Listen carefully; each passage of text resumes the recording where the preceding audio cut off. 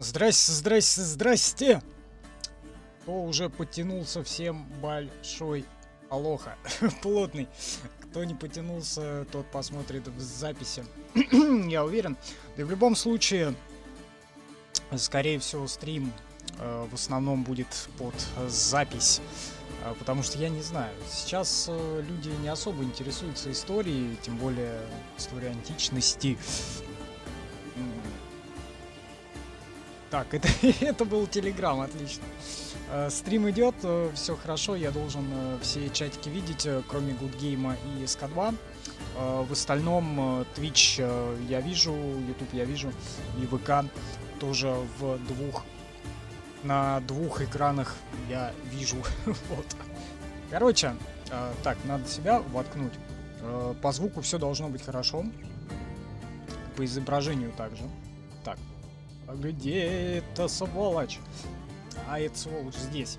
Я изначально планировал обмотаться тогой, вот, но не нашел белой простыни, нашел розовую простынку с сердечками, видимо, из оставшейся от одной из своих бывших. С цветочками и прочими штуками было найдено, но исключительно белый не было найден. Потом я думал нацепить халат, думаю, все-таки в Грецию, ну ладно, за место тоги это подойдет, но не подошло. Слишком жарко в халате, тем более плюс 3 за бортом, перепады температур, минус 30, минус 13 и потом внезапно плюс 3. Замечательно. Голова болит, немножко отважных напитков запасено для расширения сосудов. Ваше здоровье, господа. Вот. Лесбийские игры начинаются, да, здорово, здорово. Твич вижу, да, все хорошо. Здорово, Джейсон, здорово, дорогой. Корововирусы проклятые. Я сбился, но, в общем, мною было принято решение просто одеть светлую футболку и отправиться в Грецию на интерактивный тур. Опять же, повторюсь, сильно народу, скорее всего, на всяких разных наших площадках ждать не стоит. Может быть, на сайте, потому что ребята просили прикрутить чаты к плеерам на сайте. Я прикрутил. Миссия выполнена, довольствуйтесь. Вот. Ну, в общем, так.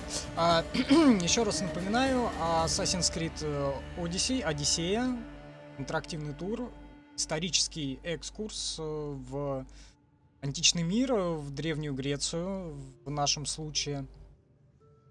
Вот, посмотрим, как это все потом в записи.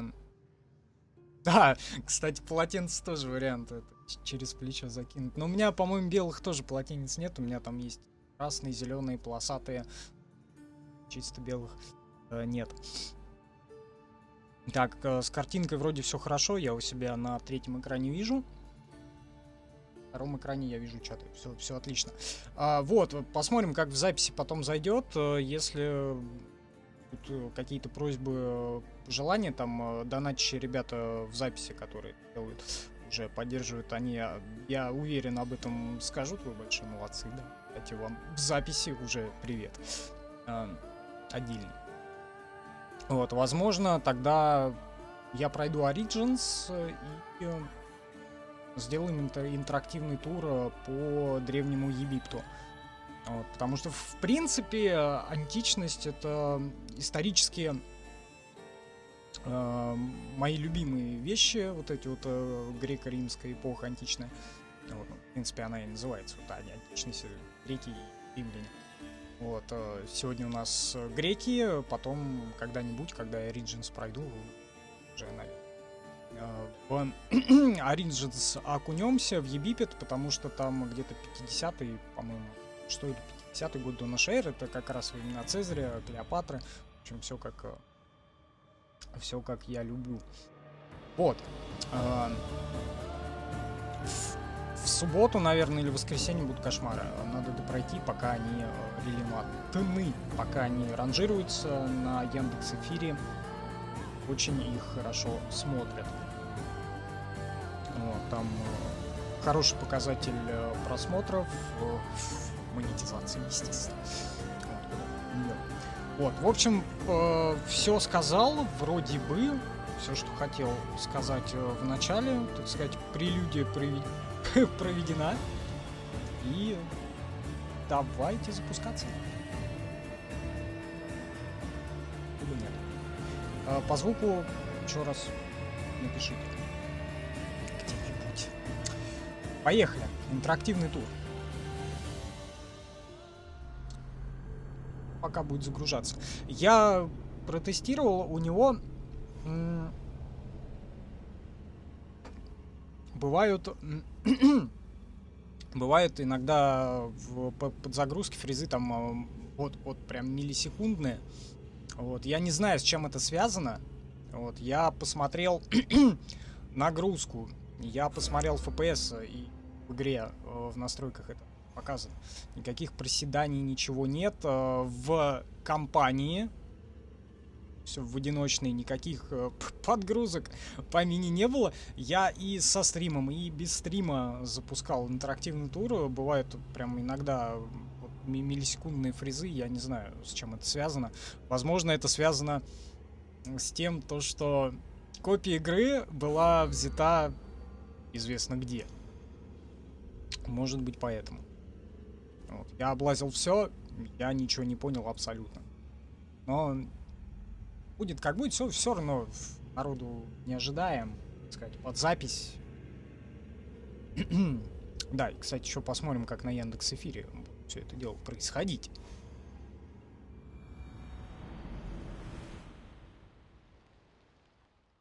Чем мысль есть даже нарезать немножечко, частям на Яндекс.Эфир кидать. Но это ладно. Это все лирика, это посмотрим. Древняя Греция, интерактивный. Приветствую. Вас ждет путешествие по захватывающей истории и классической культуре античной Греции.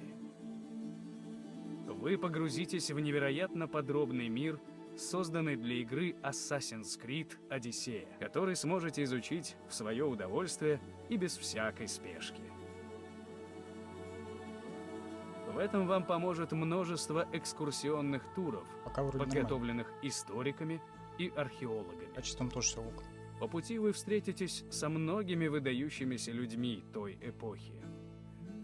Вас ждет Греция классического периода, на пике расцвета и славы. Это была эпоха величайших достижений человеческих рук и разума. Архитектурные шедевры греков и сейчас украшают мир. А достижения философии, науки, политики и искусства составляют основу нашей цивилизации. Мы надеемся, что великолепие Древней Греции увлечет вас. И желаем вам приятной прогулки. Discovery Tour. Я не знаю, насколько он затянется. Вот 11 туров нам показывают. Вот, я надеюсь, за несколько часов управиться. Я посмотрел на Ютубе. Сколько это будет? Это несколько часов. Вот, но благо здесь ни с кем биться не придется. Это чисто экскурс в историю. Вот, все нормально. Отважные еда и напитки собраны отлично. Вот, но я без еды, естественно, я только с отважным напитком. Мультиплеер. Assassin's Creed 4 мультиплеер я не играл, я только одиночку прошел, и то не до конца. Потом когда-нибудь, может быть, я соберусь самое сделать, может быть, в эфире, скорее всего. Так, а тут можно замедитировать, да.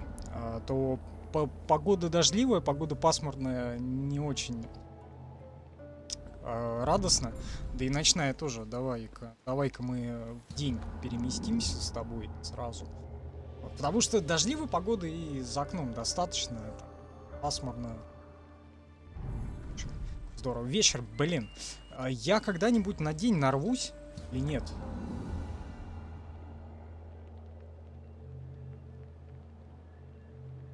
Он опять до ночи будет медитировать, вернее, она. Да. Ну, давай хотя бы вечер. Ну, или утро. Я так понимаю, по 12 часов. Да, вот. И это либо вечер, либо утро, я не знаю. В любом случае, по канону, кстати, принят женский персонаж, и, по всей видимости, она поэтому здесь. Поехали. Интерактивный тур. Начинаем. Афинский Акрополь. Афины археологии. Исследуйте величественный Афинский Акрополь. Узнайте больше о находящихся там священных постройках. Давай. Приветствую тебя и добро пожаловать в Акрополь, жемчужину Афин.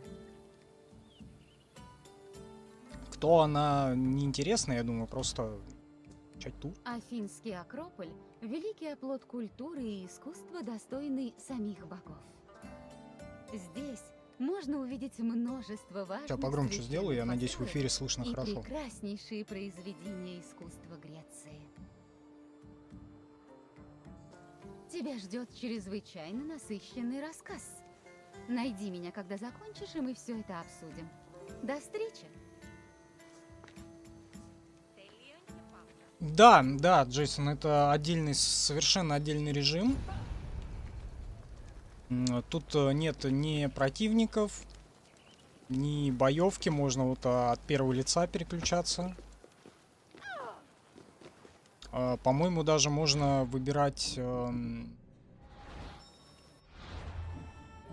персонажа, кем бегать. Можно как раз бабищей. Можно Алексиусом побегать. Маленькая девочка. Антуса, Грек-здоровяк. Давай, короче, кем я проходил? Я Алексиусом проходил. И, наверное, как раз его и оставим, потому что... Так. Фобос Вороной, Фобос Гнедой, Рыжий Конь. Так, давай Фобоса Воронову пока оставим, а дальше уже видно будет. Может быть, кто-то откроется. Пиздюком? В принципе, можно и пиздюком. А там я открыл пиздюка. Потому что я когда тестировал все это дело... А, маленькая девочка. Ну давай, маленькая девочка. Грек-здоровяк. Это, кстати, сюжет, по-моему. Мускулистый боец, который боготворит Геракла, увлекается поэзией, но скрывает это от друзей. Маленькая девочка. Храбрая маленькая девочка мечтает стать охотницей, когда вырастет, как Артемида. Феба, по-моему, откроется. Я тут куда-то взглянул. И не открылся Феба. За В общем, свою историю умолкаем. Акрополь претерпел немало изменений. Когда-то он был простой скалой, на которой еще в неолите поселились люди, а в Микенский период возвели там крепость. Первые каменные постройки появились тут в VII веке до нашей эры. Но прославленные здания, руины которых сохранились до сих пор, возвели в V веке до нашей эры. Расположение Акрополя тесно связано с мифом о создании Афин. Считается, что именно здесь Афина и Посейдон сразились за покровительство над городом. Это наделило Акрополь священным ореолом, и он стал религиозным центром Афин. Вот, всем ясно, всем понятно, я половину прослушал, просрал. Но в любом случае. Так, это в левый нижний... Блять, а там, наверное, не видно. Из-за моего ебла. Там Акрополь. От 2014 года фотография. Может быть... Вот, да, вот, я ее могу показать. Да, вот он Акрополь на момент 2014 года. За свою историю Акрополь претерпел немало Еще раз. изменений. Когда-то он был простой скалой, на которой еще в неолите поселились люди, а в Микенский период возвели там крепость. Первые каменные постройки появились тут в VII веке до нашей эры. Но прославленные здания, руины которых сохранились до сих пор, возвели в V веке до нашей эры. Расположение Акрополя тесно связано с мифом о создании Афин. Считается, что именно здесь Афина и Посейдон сразились за покровительство над городом. Это наделило Акрополь священным ореолом, и он стал религиозным центром Афин. Да, я вот только хотел сказать, сейчас к тебе на Твиче Джейсон Максим присоединится скоро, потому что его там с пивом наебали, с отважными напитками, вернее. Вот, и заставили ждать. Вот, но вот он пришел. Так, а вот, по-моему, здесь можно Фебу открыть, насколько я понял. Интерактивная область Пропилея. Так, Пропилея на 2016 год выглядит вот так. Об этом... блядь, это мне читать, что ли? Это мне читать, что ли, нужно? Да, я все время ебло не туда свою ставлю. Ну окей, давай прочту. Как я могу это делать, блядь. Пропилея — это монументальные ворота в западной стене Афинского Акрополя. Они были построены между 437 и 432 годом до нашей эры под непосредственным руководством либо Фидия, либо Мнесикла. Как часть проекта Перикла возвести на Акрополе новые величественные храмы. Пропилеи не несли оборонительной функции, но использовались для того, чтобы ограничить доступ к священному центру Афин. Пропилеи задумывались как внушительное сооружение из белого пентелейского и серого сука, слишком сложно, эльвинского мрамора, чей внешний вид должен был стилистически перекликаться с Парфеноном, блядь. Тут слишком большие длинные слова, я не могу в них, вот, короче, только будем слушать. Короче, проект Перикла, Парфенон, пожалуйста. Не Парфенон, Пропилей. Вот. На 2000... Какой год там был? Так, давай закроем сейчас. На 2016 год, вот, да. Фотография. Я почти подгузник сменил. 3 поста, но спасибо. Так. Едем дальше.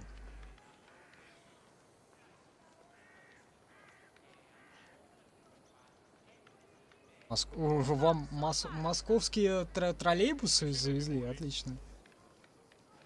Температура. Я не знаю. У нас троллейбусов, по крайней мере... Так, а как закрыть? На Q.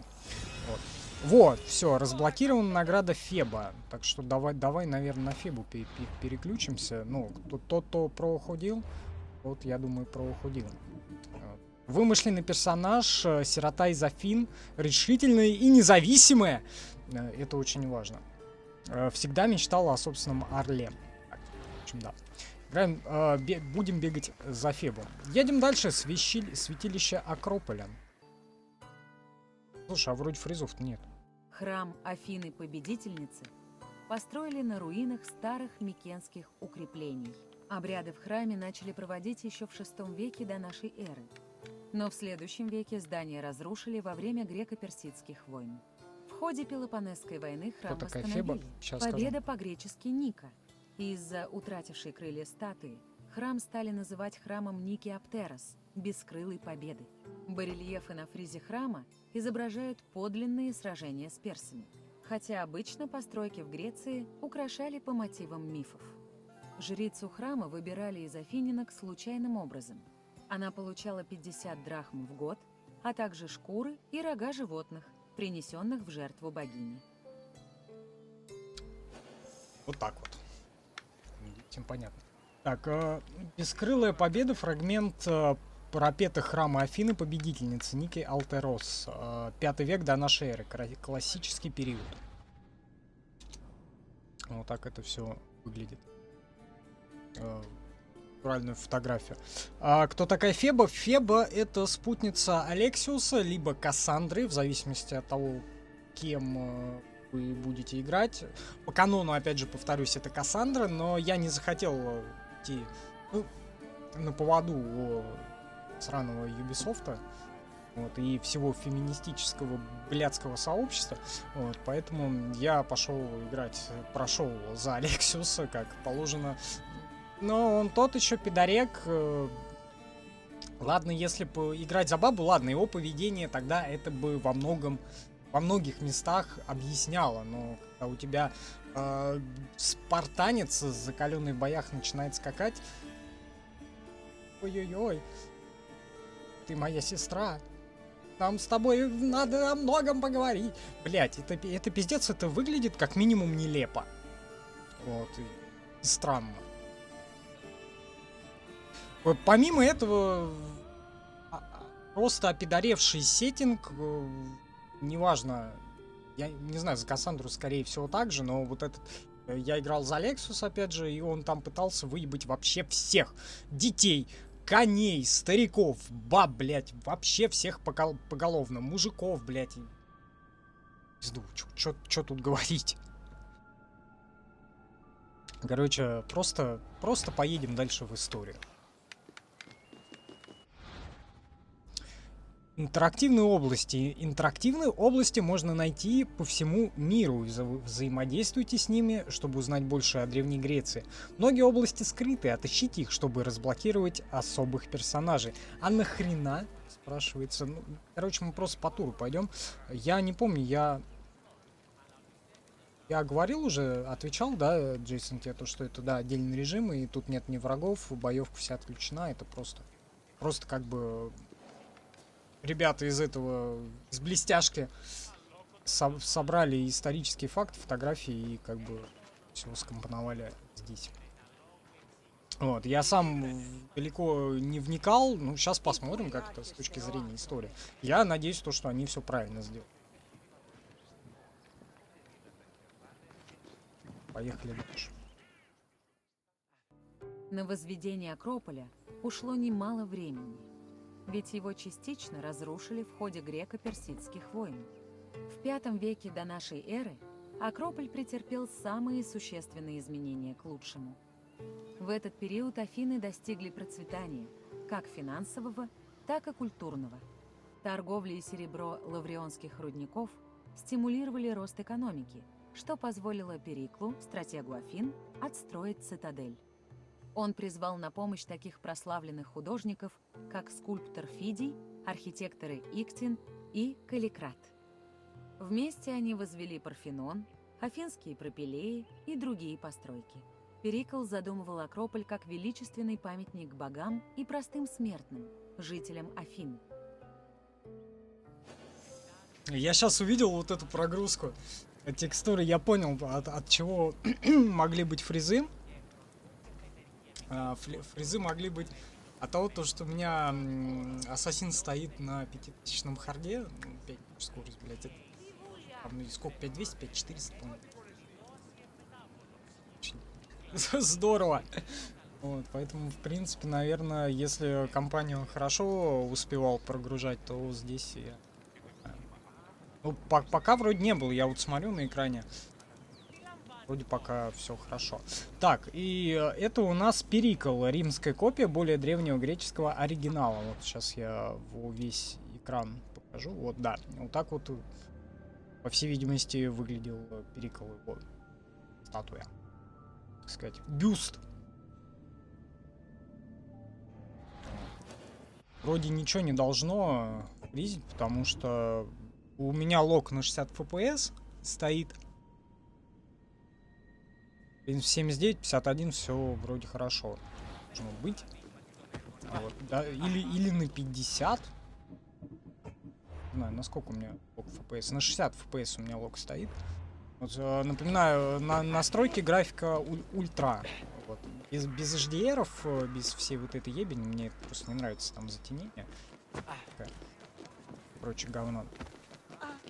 А так, ну, в полной мере, я думаю, не удастся все это, по крайней мере, на Ютубе увидеть, на Твиче и ВКонтакте все это гораздо четче показывается, потому что Ютуб охерел. И, Максим, у меня к тебе просьба, зайди, пожалуйста, на Ютуб, посмотри, какое он нам сегодня качество выдал. По идее, должен быть 720-60 FPS. Ну, стримлю я в 48. Он там 60 показывает. Я надеюсь, не меньше.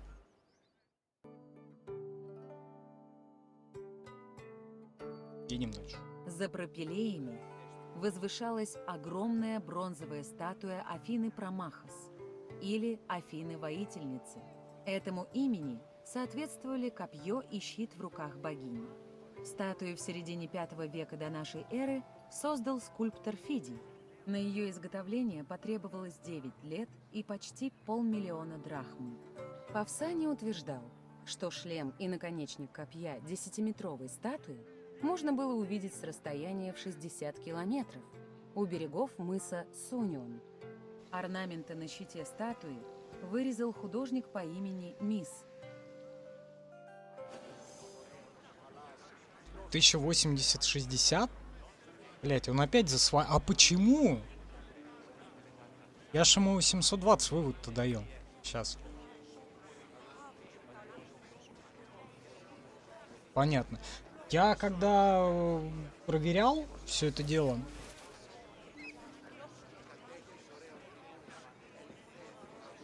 Вот, он мне там тоже 1080 выдал. Странная херня. На самом деле. А я, кстати, не помню. Я, по-моему, динамически поставил. Окей. Блять, а может быть... Я битрейт повысил. Битрейт я повысил до битрейта, который должен быть в 1080. И я, по-моему, как раз поставил под 1080 битрейт на ютубе. И, видимо, по этому самому он и выдает 1080. Там качество, но там не может быть 1080. Там 702. Так, короче, изображение Афины Промахос на панафинейской амфоре, предположительно работы везописца Марсия. Вот так вот это выглядит.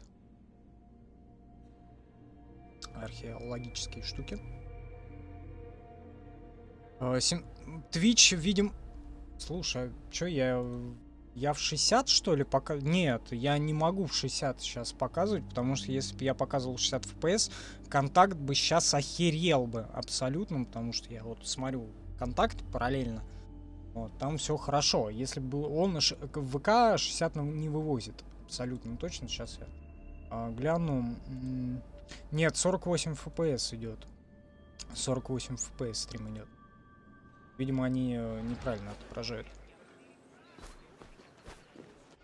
Так, можно открыть карту Афин. Карта мира, это понятно.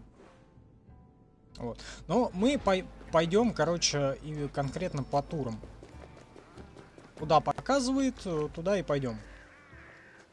Статуя Афины. Слушай. Арифорами звали девочек 7-11 лет, которые отвечали за особые обряды. Раз в год горожане предлагали 4 девочек на роль арифор. Но верховный правитель, архонт Басилевс, выбирал лишь 2 из них. Девочки жили в доме на Акрополе. В их обязанности входило носить священные предметы и ткать пепла с Афины. Это священное деяние преподносили Афине во время панафиней, празднеств в ее честь. Вот так вот. Папилос Афины с фриза Парфенона. Пилос подносили богине во время празднеств в ее честь. Панафиней или Панафини, я не знаю. В общем, вот так вот это все выглядит. По всей карте... кстати, давай посмотрим, по всей карте можно бегать или нет. И у меня почему-то на ютубе висит, видимо, немножко ранее оставленный комментарий в чате. До начала 2 дня, ок, подождем, написал Алексей Тарасов. Это, видимо, было 2 дня назад. Вот. Нет, там вроде до этого еще какие-то комментарии были, но они уже, видимо, шли. Вот, потому что я что-то тоже ходил, смотрел, потому что я еще неделю назад планировал этот стрим. Но из-за некоторых условий, некоторых событий я не смог сделать этого раньше. И это не алкоголизм, и это не запой. Нет, я не был в запое, нет. Да, Джейсон ворвался на YouTube, да. Вот. Отлично. Но, опять же говорю, скорее всего, людям история особо не интересна, поэтому мы так на запись, на YouTube, на Яндекс.Эфир И ты да я да мы с тобой просто. Ну, в процессе, скорее всего, подтянутся уже чуть ближе за середину стрима. Вот, ну, пока так, поговорим, послушаем исторические факты, посмотрим на фотографии, как это выглядит сейчас, спустя 2000 лет. Вот, 2 с лишним тысячи лет. 2400, если быть точным. Ну, или около того. Леха, вернись. Да, там еще Борис вроде Да, по-моему, еще Борис оставлял там. Еще кто-то. Ну, в общем, ребята ждали, а я, как обычно, все. Отодвигал. Ну, были на то причины. Я же не просто так отодвигаю. Так, едем дальше. Точнее, бежим. Афинский Акрополь. 5 из 9 прослушано. Вот. Скорее всего, весь тур-то сегодня не да. Давай, короче, посмотрим на карту, где вообще исторические места есть и как вообще побегать. Вообще, да. По всей видимости, можно по всей карте бегать. Вот тут тур, есть краски и мода. Узнаете, как древние греки получали краски, с помощью которых изменяли цвет одежды и аксессуаров. Это у нас на острове Китира. А на острове Миссара у нас это скорее бык Кнос. Да, искусство, религия и мифы. Узнаете больше о минойской цивилизации, мифическом лабиринте Минотавра, который обитал в нем. В истоках, да. В Origins тоже есть интерактивный тур, его туда завезли изначально, ну а потом, когда вышла Одиссея, естественно, и про античность тоже сюда как отдельный режим завезли интерактивный тур. И он, кстати говоря, отдельно от игры продается. Вот. А у кого уже была игра, тот уже интерактивный тур получил бесплатно. Вот. В Лаконии или Лаконии, я не знаю, как правильно, это спартанцы тут обитают. Это все политика Спарты, образование Спарты, сословие Спарты. Собственно, вот, да, по всей карте есть туры. Культура Греции. В основном, конечно, в Афинах, потому что, ну, как культурный и научный центр античности был. Афинские агоры, знаменитые города, гончарное дело, Акрополь, понятное дело, это сейчас чем мы занимаемся, домашнее хозяйство, демократия, музыка, культура, опять же, театр, философия, серебряные рудники, как что там добывалось, Пирей, знаменитые города, вот, и прочее. Ну, я надеюсь, по основным побегаем. Марафонская битва, это после чего вроде бы, насколько я помню, Афины были захвачены, ну, собственно, после войны вот этой Афины и Спарты, собственно, Афины пали. Марафонская битва, сражения и войны, великие сражения. Побывайте в марафоне на месте одного... Так. Можно... вот так вот. Одного из самых знаменитых сражений греков в смысле с персами? Это, видимо, позже было.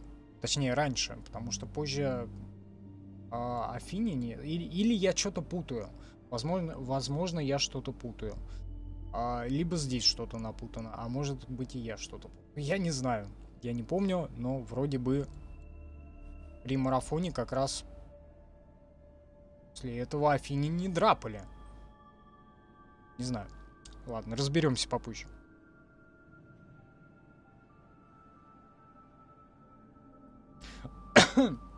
Лабиринт Минотавра, может быть, тут же было написано.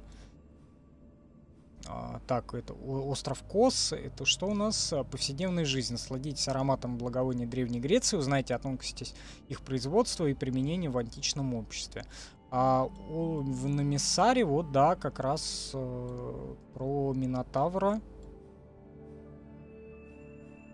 Узнайте, вот, больше о минейской цивилизации, мифическом лабиринте и Минотавре, который обитал в нем. Да, как раз про лабиринт, может быть, его покажут. Посмотрим. Едем дальше. Идем, вернее.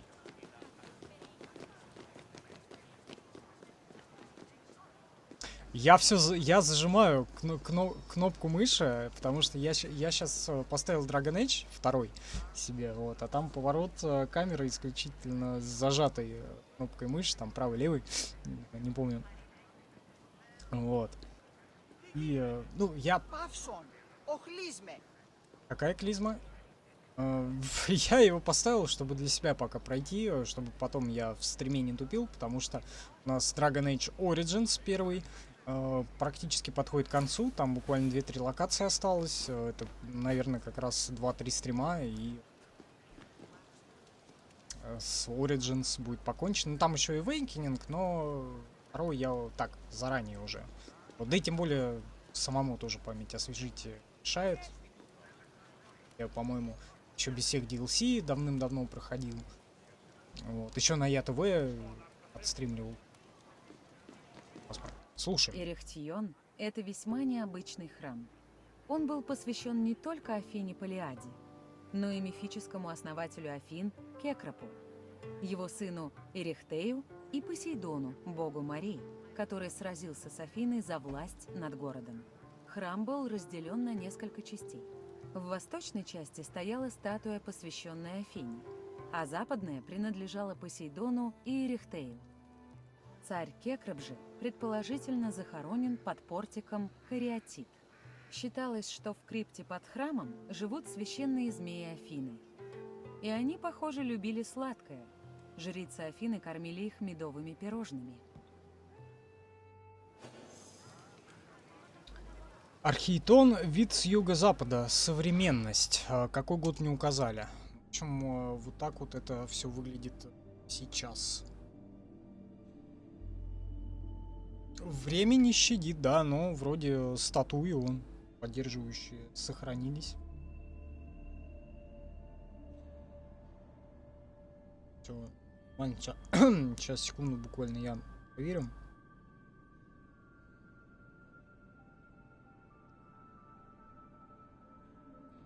Что-то не очень здорово. Сейчас я залезу в ВК, смотрю, правильно ли он определил все это дело.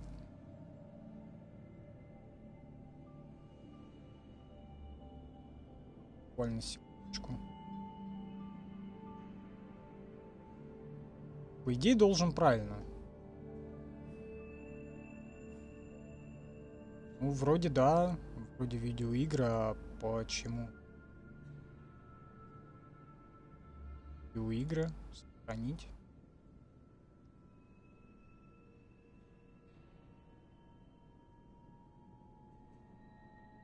Почему его в ранжировке его нет, я не знаю. Я сейчас зашел в ВК, посмотрел на количество просмотров, он не ранжируется. Абсолютно. Так-то. Не знаю, с чем это связано.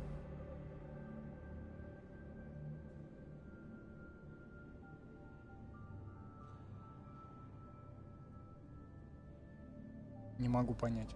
Возможно, потому что я тянулся слишком долго.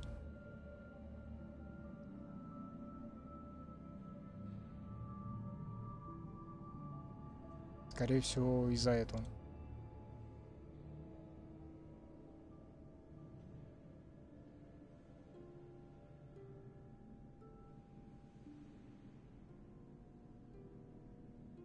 Сейчас, секунду. Да. Не знаю. Ну, ладно, бог с ним. Главное, запись на Ютубе будет, на Твиче будет, и в Яндекс.Эфир будет залито через пару дней.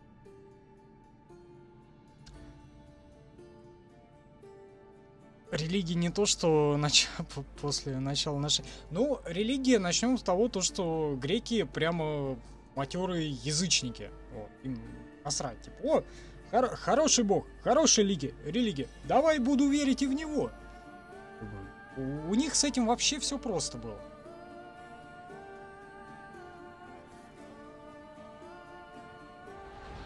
Погнали дальше. Так, о, смотри, тут...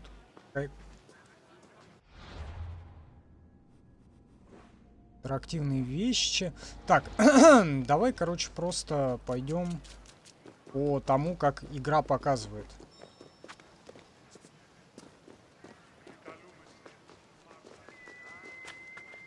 Просто по золотой линии. Как... кто там был? Тесей? Или не Тесей, который по нити из лабиринта Минотавра выбирался. Вот, в принципе, тут такая же херня.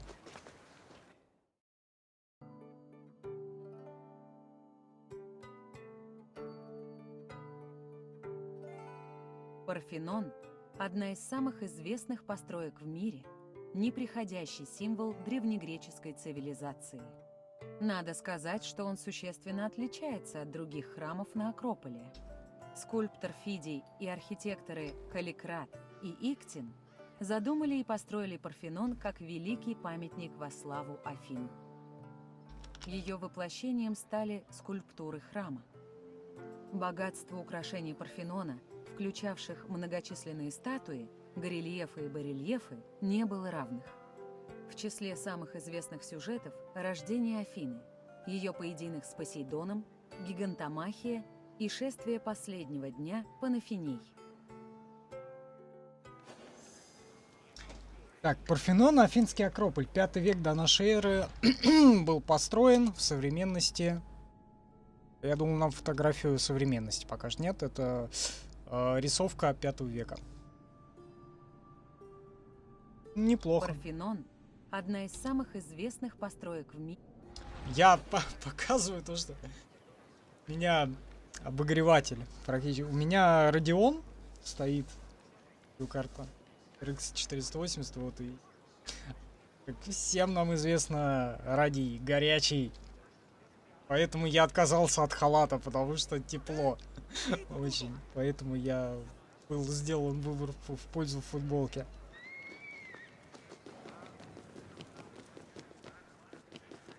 Вот как только в современных играх делаешь... Да вообще, как только в современные игры заходишь, Radeon начинает парить.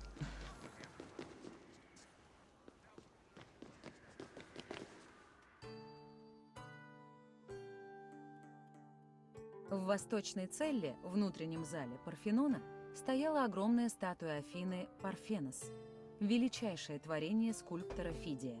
Она была хрисоэлефантинной, из золота и слоновой кости. Чтобы оправдать расходы, Перикл заверил Афинин, что скульптура служит золотым запасом, и в случае нехватки денег ее можно будет разобрать. Считается, что в целле также был бассейн. Он позволял поддерживать нужную влажность, чтобы слоновая кость не потрескалась. Занятно, нихуя не понял. Ну ладно. Внутреннее помещение Парфенон. План Парфенона 1879 года, сделанный, включающий оба основных помещения, большую целу и меньшую сокровищницу. 19 век, новое время. Вот, я так понимаю, вот это сокровищница, а вот это как раз большое помещение.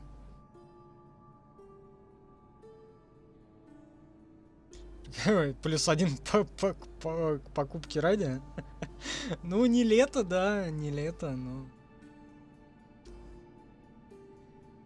Равно. Летом еще хуже. И даже дело не в том, что он как-то, на каких-то пределах своих работает. Нет, он просто горячий сам по себе. Вот. Еще имеет свойство верещать, когда слишком много FPS. Вот у меня сейчас он периодически начинает это звенеть там. Потому что, блядь, ну и поэтому я ограничитель FPS всегда в игры ставлю на 60 примерно, вот, на частоту обновления монитора. Потому что если он там начинает там за 1000, за 2000 FPS уходить, там, блядь, очень сильно. Да даже за 100 FPS, если начинает заваливать, он начинает верещать уже. Потому что что ты делаешь? Игра слишком легкая. Вот для обработки. Сокровищница Афин находилась в Парфеноне, где, как считалось, ее охраняла сама Афина. В сокровищнице хранились ценности из военной добычи, отчеканенные серебряные монеты, а также различные подношения богине. В 454 году до нашей эры Перикл также перенес в Парфенон все сокровища Деллосского союза. Это было свидетельством влияния Афин на другие города Греции. Богатство поделили на две части. Демосия принадлежала городу, а Иера Хримата посвящалась богине и предназначалась только для религиозных целей. Так, сокровищница Парфенона. Фрагменты списка ценностей, хранившиеся в сокровищнице Парфенона с 426 по 412 год до нашей эры. 5 век до нашей эры, классический период. Вот так вот это на греческом, по всей видимости, все выглядело. Так, я хочу отключить у интерфейса имена, то есть рассказчика. Так, теперь угол обзора нет.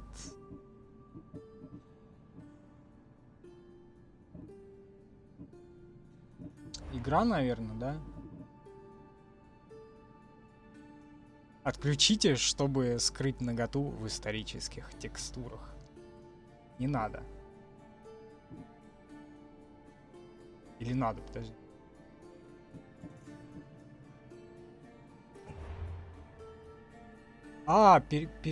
Блин. В смысле отключите, чтобы скрыть. Тогда нет, тогда не надо.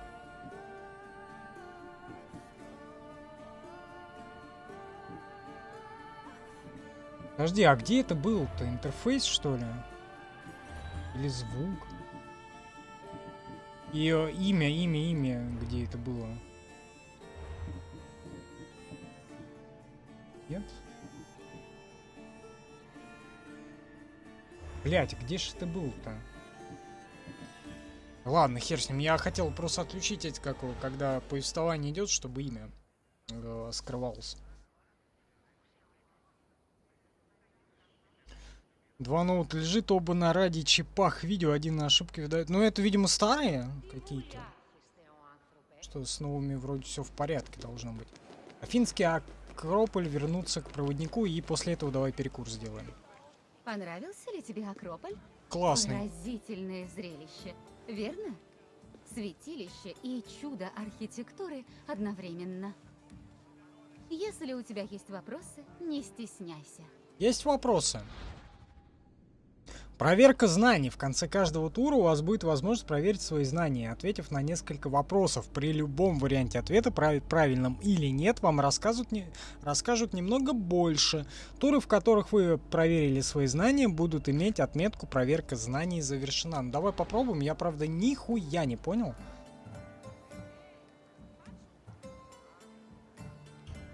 Чувствуешь себя уверенно? Я половину прослушал. Прослушал. Какие боги состязались за Афины? Какие боги состязались за Афины и Арес, наверное, скорее всего. Или Посейдон, Афины. Верно. О! За Афины спорили именно Я Афина молодец. и Посейдон. Кто победил, ясно из названия города.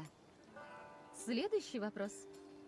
Кто изваял статую Афины в Парфеноне? Очень интересно, познавательно. Ну да, но нужно вникать, вслушиваться. Я именно поэтому умолкаю, когда начинается рассказ.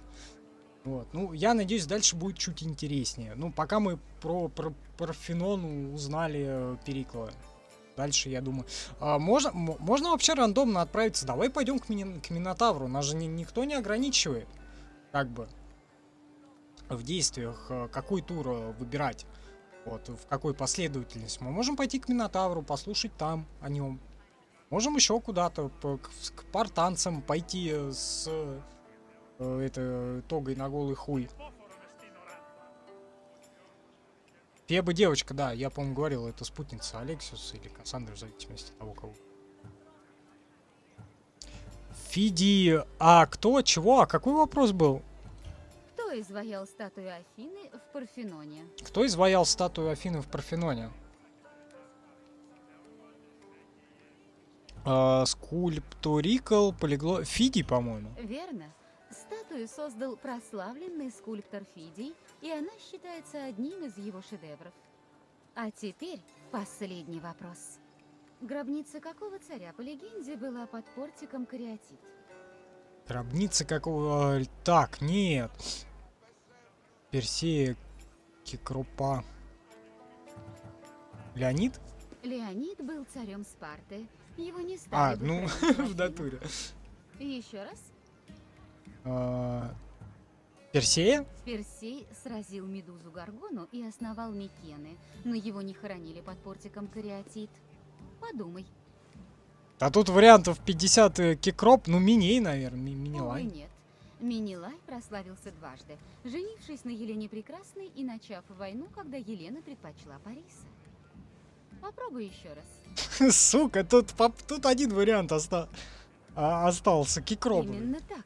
По легенде, Кекроп был первым царем Афин, Стримлер и не считается, тупой. что его похоронили Выбирает под из вариантов Эфесом. ответа. Ты много знаешь об этом месте. А, Поздравляю. и с учетом того, я 5 раз неправильно ответил, блядь. Советуешь, куда Хорошо. сходить? Пойдем дальше. Оружие гоплитом. Древнегреческие щиты были сделаны из бронзы и кожи, как копья и мечи из железа. Также гоплиты носили панцири, поножи и шлемы в качестве доспехов. Воительницы в Древней Греции поле боя принадлежало мужчинам, но и женщины участвовали в войне. В V веке Артемисия сражалась на стороне Ксеркса, а Гидна потопила персидские корабли. Божественный аромат. Мясо жертвенных животных могли съедать и люди, ведь богов насыщал один лишь запах жареного мяса. Так, один тур из 11.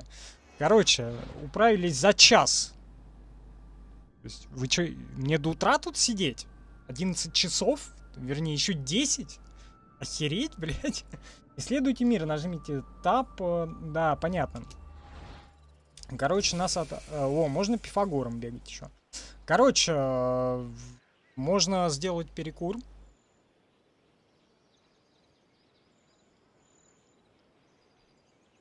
Очень нужно, очень хочется перекур. Всё. Курим.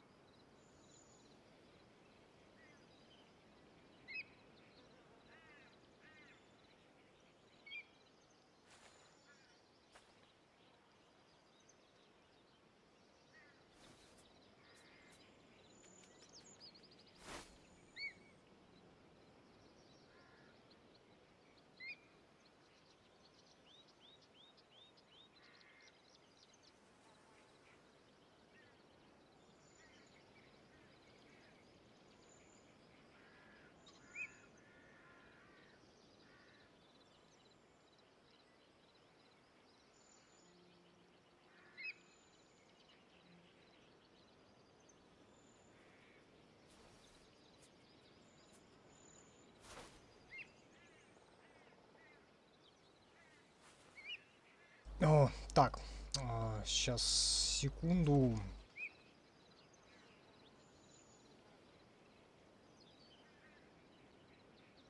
Пока можно на орла полюбоваться.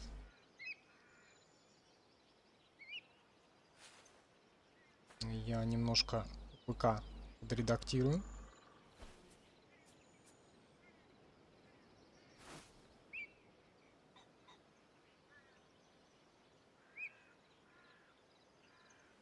Стрим-то у нас больше разговорный.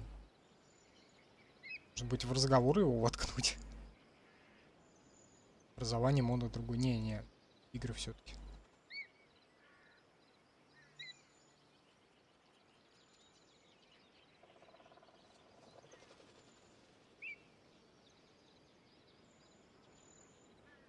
Заодно посмотрю на изображение ВК. Не, на Твиче лучше. На Твиче показывает однозначно лучше. Да.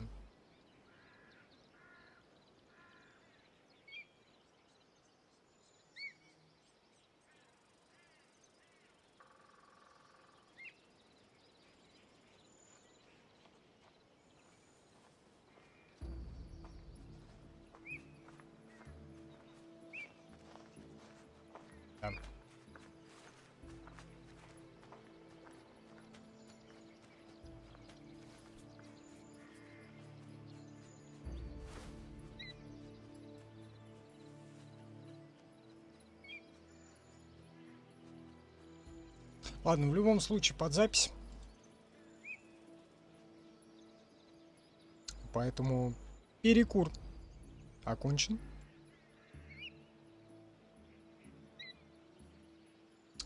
И едем дальше. Интерактивный тур. Микены. Прогуляйтесь по Микенам, городу, от которого уже в античные времена остались лишь руины. Арголида. Экскурсионный пункт. Так, тут 6 пунктов. Чё, погнали? Начинаем тур. Подожди. Добро пожаловать на руины Микен. Ну, за экскурсовода, Павел, да? Здрав будем. Ваше здоровье, господа.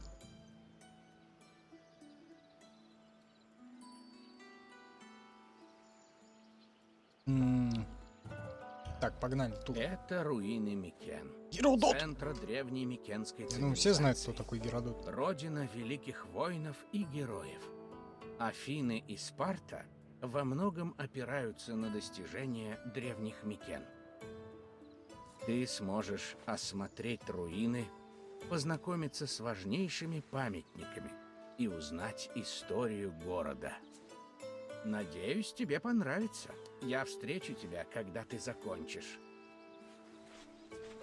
Го смотреть, го слушать.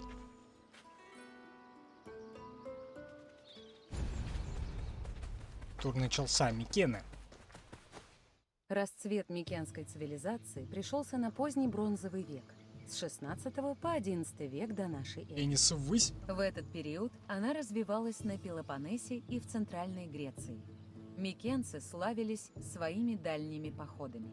Например, они захватили хетский город Вилусу, который, вероятно, стал прообразом Трои в Илиаде Гомера. Но из походов микенцы привозили не только добычу. У минойцев, своих соседей с Крита, они переняли слоговое письмо на глиняных табличках. Тексты этих табличек – древнейшая известная форма греческого языка. Именно из них мы знаем, как великие микенские цари древности правили в своих роскошных дворцах в Микенах, Фивах и Кносе. Так, что-то там про телегу было. Максима, сделай пока это, покуда там народ 7,5 человек, это сделай, чтобы там все могли писать. Вот, я не знаю, будет ли, если вдруг она будет актуальна, если там налетит человек 100 хотя бы, тогда можно ограничить будет. Так, аристократы на колесницах, Микенский кратер. 1375-1350 год до нашей эры. Крито-Микенский период. Вот так вот это ночной горшок, я не знаю, ваза выглядит. Так, давай в темпе, потому что 10 часов я не хочу еще сидеть. Вход в крепость Агамемнона, или Львиные ворота, один из главных памятников микенской культуры. Впечатляет и высота сооружения, и удивительно детальное изображение львов, стоящих по обе стороны колонны. К сожалению, головы львов, сделанные, как считается, из ценного металла или дорогого камня, не сохранились. Вероятно, ворота были предназначены встречать победоносного царя из военных походов и удивлять чужеземных гостей.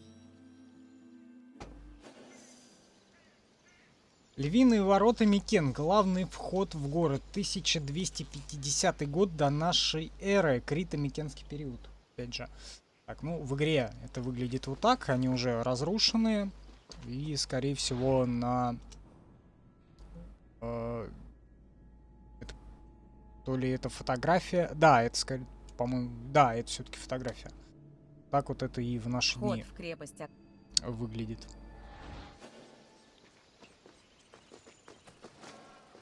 Собственно, ничего за 2000 лет не поменялось. Ну, в принципе, там 1000 лет стояло и сейчас также стоит. В 1876 году археолог Генрих Шлиман нашел это захоронение и решил, что 6 полных золота гробниц принадлежат семье великого царя Агамемнона. Он даже назвал найденную там золотую маску погребальной маской Агамемнона. Но последующие раскопки показали, что 19 тел, обнаруженные в этих гробницах, были захоронены за несколько сотен лет до рождения Агамемнона. Судя по всему, их погребли даже до того, как были построены Львиные ворота и сам Акрополь. Сейчас считается, что тела принадлежат правителям первой Микенской династии. Позже цари Микен стали считать их могилы священными и возвели вокруг них стены.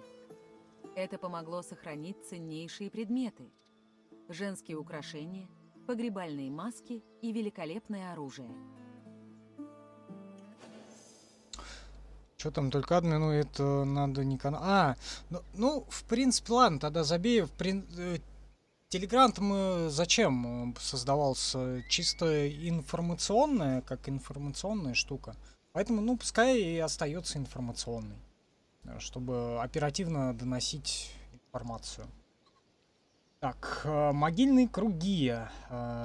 Погребальная маска Агамемнона. Репродукция. Эмиль Жильерон, 1851-1924 год. 1550-1500 год до нашей эры. Опять же, Крито-Микенский период. Вот так вот это выглядит репродукция, то есть реплика. Едем дальше. Точнее, бежим. По золотой цепи. Или как угодно. К 1250 году до нашей эры Микены достигли расцвета, став многолюдным и богатым городом. Дома строили везде, и на вершине холма возле царского дворца, и на склонах и террасах внутри крепости, и даже на холмах за ее пределами. Позднее крепостную стену пришлось расширить, чтобы вместить больше жилых домов. В самой крепости могли поселиться лишь самые уважаемые люди в государстве – большие военачальники, жрецы и сановники. Об этом говорят найденные фрески и изображения на керамических и металлических сосудах. Не знаю, чем тебе заняться. Конечно, Максим. Можете и нехуй делать. Мне вот на больничном все время делают. Поэтому остается что? Отстать. Путник, пожелавший поклониться царю, должен был пройти через Львиные ворота и подняться по крутому склону на вершину. Затем он входил в дворцовый комплекс через пропилон, парадный вход с колоннами и портиками. Миновав пропилон, путник сразу должен был увидеть перед собой главный зал дворца, величественный Мегарон. Именно в богато украшенном Мегароне, поражавшем взор драгоценным блеском и яркими красками фресок, царь Так и появился принимал канал, да. просителей. Если же царю было угодно, он мог показать гостю самое прекрасное из сокровищ дворца. Великолепный вид на просторную равнину Арголиды и сверкающее вдали Эгейское море. Эгейское море. Так, Мегарон в Микенах. Вот выглядит он сейчас вот так. То есть все, что осталось. Один фундамент практически. А выглядел в 400 году до нашей эры. Примерно вот так. Напоминаю, это еще до того, как римляне пришли в Грецию. Римляне пришли в Грецию где-то в районе 480 года до нашей эры, а в 400 году. Так, подожди. Значит, это... Нет, подожди, или в 420-м они тогда пришли. Нет, короче, событие-то происходит до всей вот этой римской колонизации.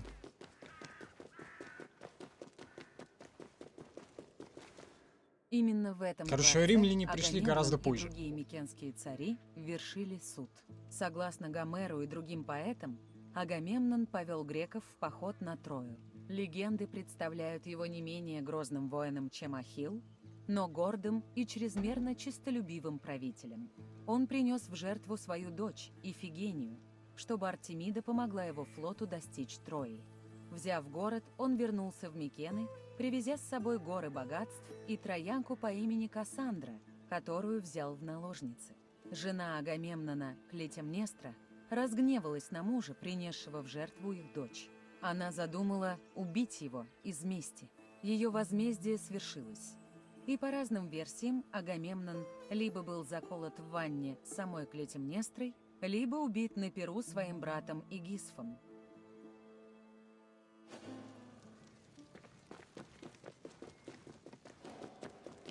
О, подожди, там фотку надо было показать.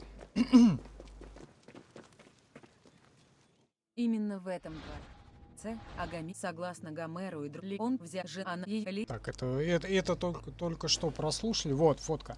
Ссора Ахилла и Агамемнона. Живопись. Масло. Джованни Батиста Гаулли. 1639-709 год. 17 век. Новое время. Фреска. Как-то так.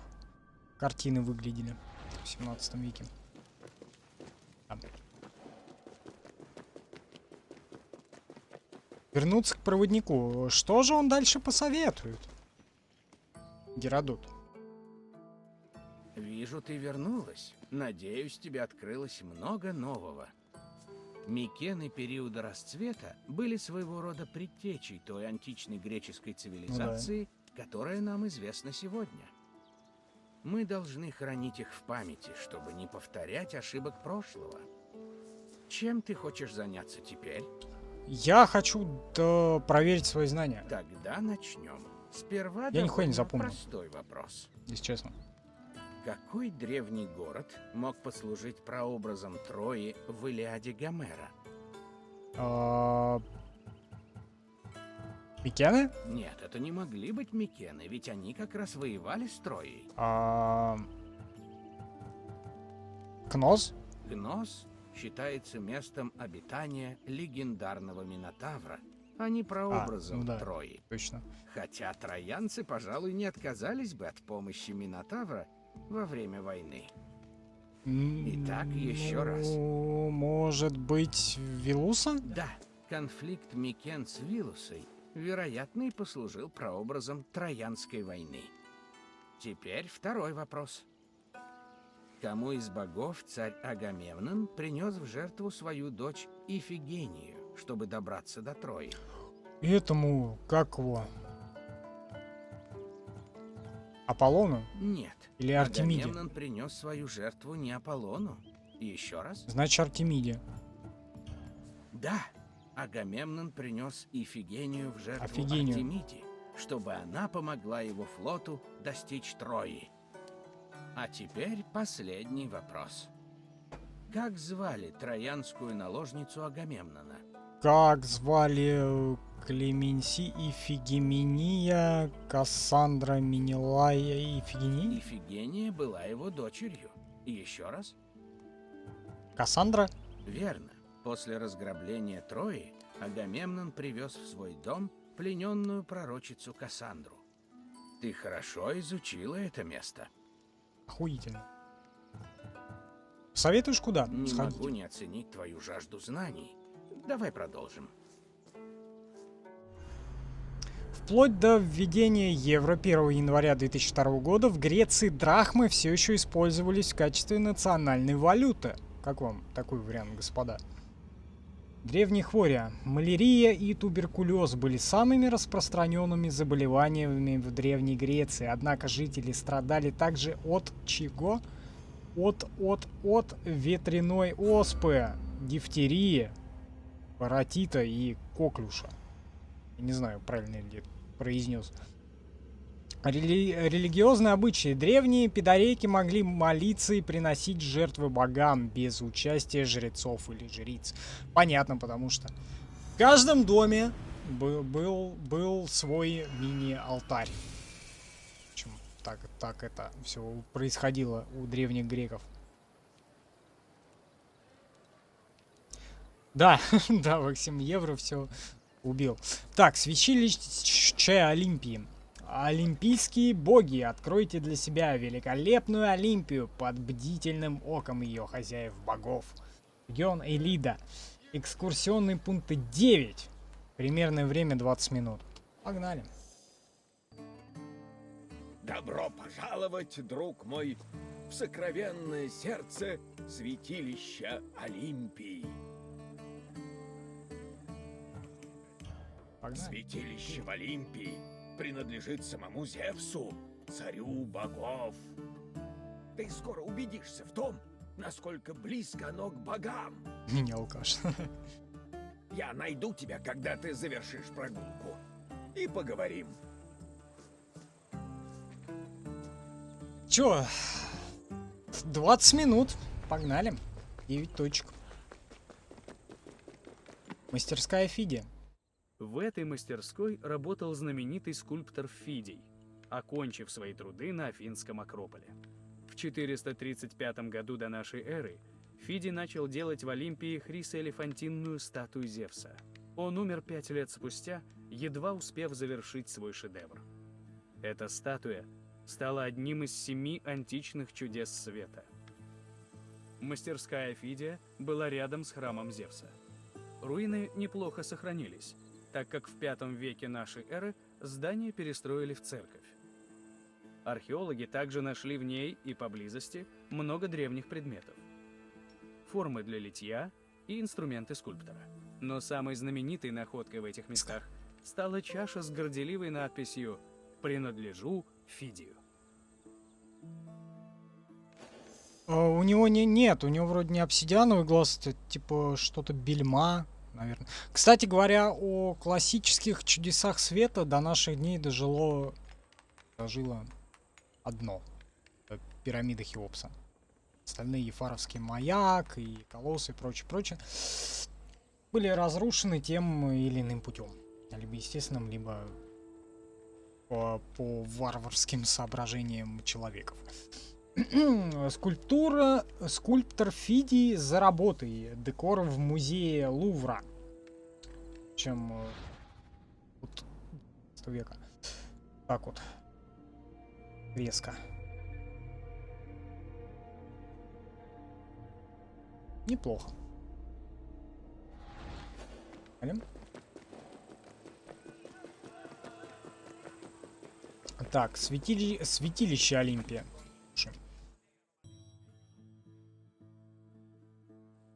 В 5-й и последний день Олимпийских игр проводилась церемония, где победителей короновали оливковыми венками и осыпали цветами. Венки делали из ветвей, посвященной Зевсу оливы, росшей у его храма. Юный мальчик срезал ее ветви золотым серпом и отдавал эланодикам, чтобы изготовить венки. Серпом по После яйкам. награждения победителей начинался пир и праздник.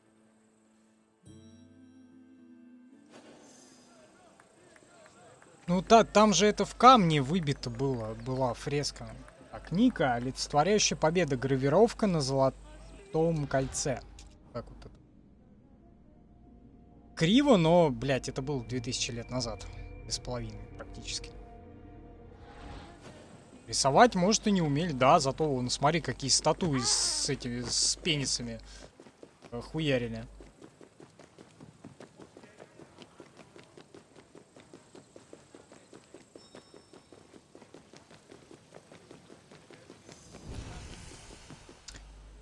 Пелопеонна. Это сооружение было посвящено герою Пелопсу. Или Пелопсу, в честь которого был назван полуостров Пелопоннес. Пелопоннес, ёпта. Культ Пелопса позже развился в миф о появлении Олимпийских игр, и в его честь здесь ежегодно приносили в жертву черного барана. Черный как черти. Пелоп был и легендарным героем Греции, и мифическим основателем Олимпийских игр. Согласно легенде, Пелоп полюбил прекрасную Гипподамию. Ее отец Эномай, царь Писы, не одобрил этого союза. Услышав однажды предсказание, что его убьет зять, Эномай приказывал женихам дочери состязаться с ним на колесницах и убивал проигравших. Пелоп все же решил добиваться любви Гипподамии. Он попросил помощи у Посейдона. И тот дал ему золотую колесницу и 4 крылатых коней. Пелоп сумел победить и получил Гипподамию. А Эномай погиб, запутавшись в вожжах своих же коней. Начало этих бегов было изображено на восточном фронтоне храма Зевса. Так, пенис важен, тем меньше, тем лучше. Как мышцы выбивали. Ну, это у них, и, к слову, это и в Рим же перешло, вот это вот мускульные доспехи, да? В римляне вообще очень много от Греции взяли. Шли, типа, чё вы тут такие клевые в тогах ходите и прочее, в богов там каких-то своих верите. А давай-ка мы тоже будем, блядь. Так же, теперь мы тут такие классные. Вот. Собственно, так они... Собственно, греко-римская культура в симбиозе классическая зародилась. Пелоп — легендарный основатель игр. Пелоп Гиперла краснофигурный кратер. Собственно, вот так вот это все выглядело на вазе, я так.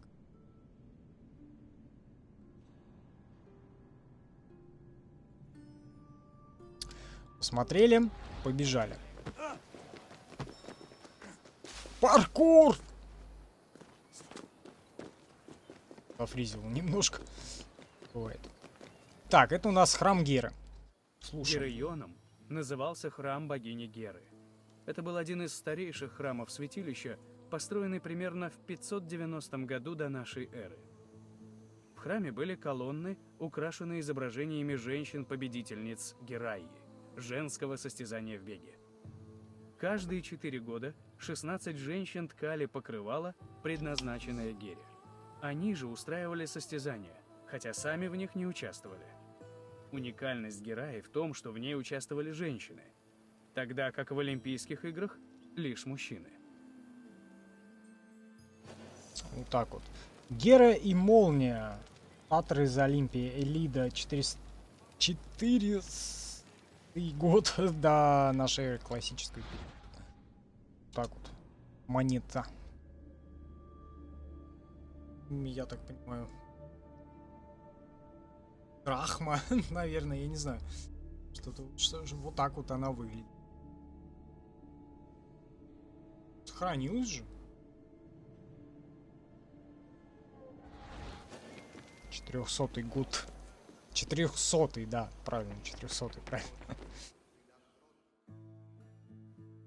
Гера была богиней женщин, брака, семьи и деторождения.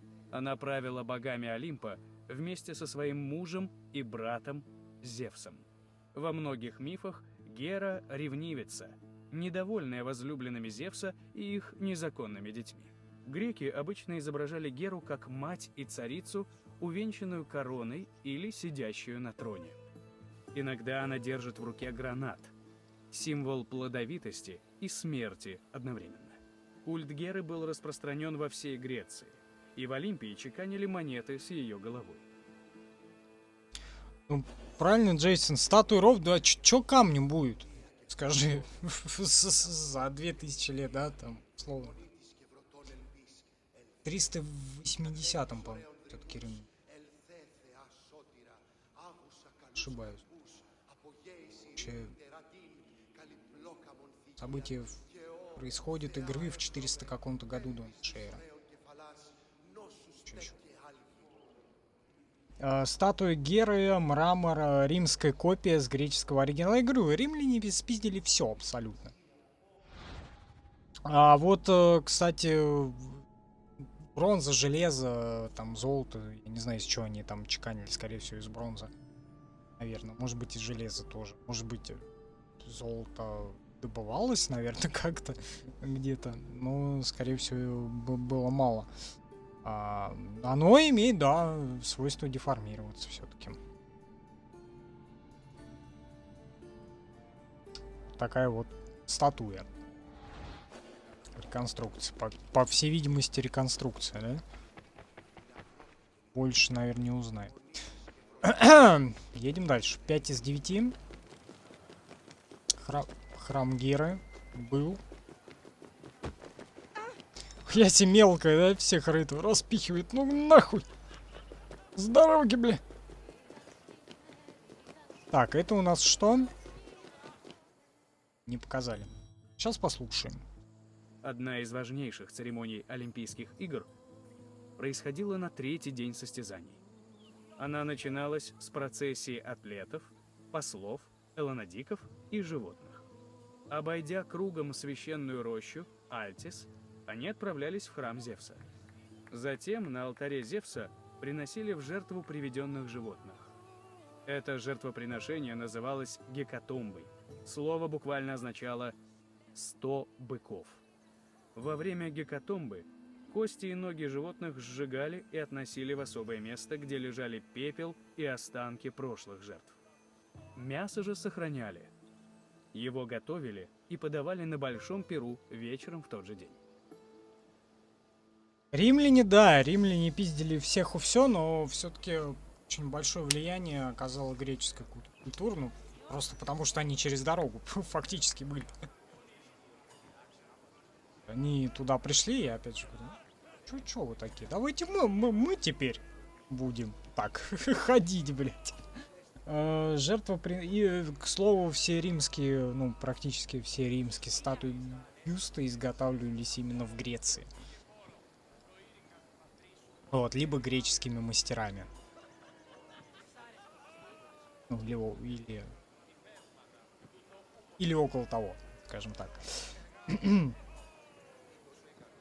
Жертвоприношение. Краснофигурный кратер. 5 век до нашей эры. Вот так вот это все выглядит ныне, через 2000 лет.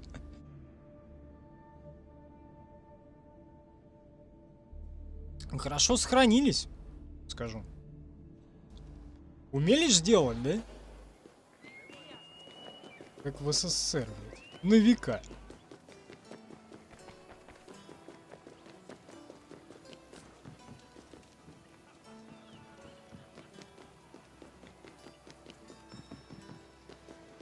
Святилище Олимпия. Олимпийские игры посвящались Зевсу. И все состязания и церемонии проводились в его честь.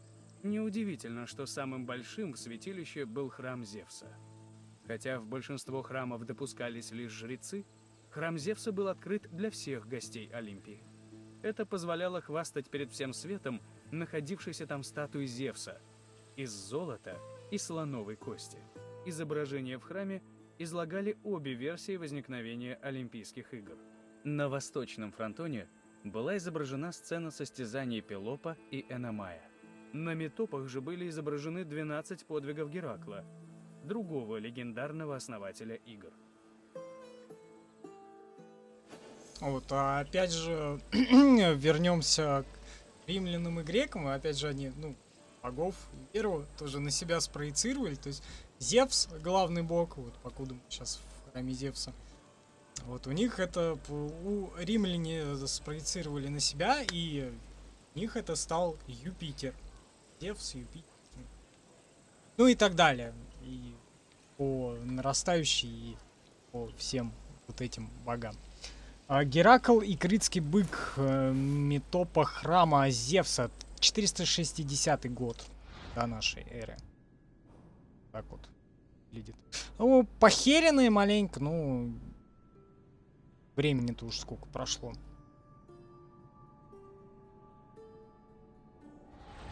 Все-таки дохерищ. Храм Зевс. Теперь непосредственно, наверное, нам расскажут. Зевс был богом небес и грома, и царем богов-олимпийцев. Он правил всем миром с вершины горы Олимп.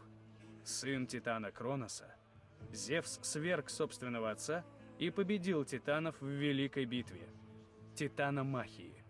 У него были дети от его жены Геры, в их числе Арес, Гефест, Геба и Илифия. Также у Зевса, к ярости Геры, было и много детей не от нее, но перечислять их слишком долго. Считалось, что Зевс вершит судьбы смертных, о чем говорит множество его эпитетов. Так, его эпитет Горгиос означает «хранитель клятв», а Ксениус – охраняющий чужеземцев, то есть покровитель гостеприимства. Древние греки обычно изображали Зевса сидящим на троне, как и подобает царю, с молнией в руке. Немножко к пиву солененькую мне. Моцарелла. Круглая. Запеченная. Так, с птичьего полета можно, да, сейчас покажу. Клянусь Марсом. Марс — бог войны, а значит Арес. У древних греков это Арес. Римляне опять же спроецировали, у них это Марс. Вот как-то вот у них все. Похищенные Европой Зевсом в образе быка. Краснофигурная амфора, 450 год до нашей эры, выглядит вот так вот. Ну, видно, покоцанная, но хорошо сохранившаяся еще, даже целая.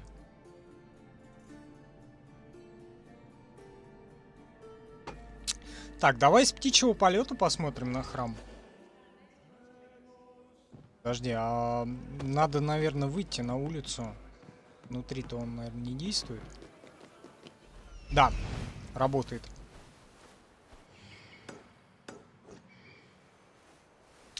Местный хеликоптер работает.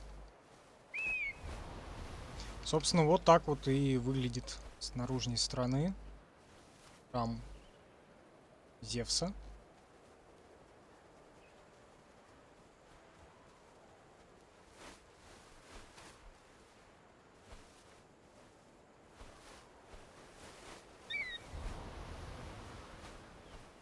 И прочее постройки. Что-то типа ипподрома, я так понимаю, да? Там точка есть, но по этим точкам мы не будем бегать, потому что это слишком долго. Вот. Не, конечно, если по статистике все это будет очень здорово, конечно, можно будет все вообще точки посетить. Пока я удалять не буду. Я просто чё поспешил. Вообще сделать Ассасина тур, потому что прохождение я его не хочу делать, потому что, блядь, игра такое себе, блядь, педористическое говно. Вот, и более того, она выглядит как просто большой масштабный DLC к Origins.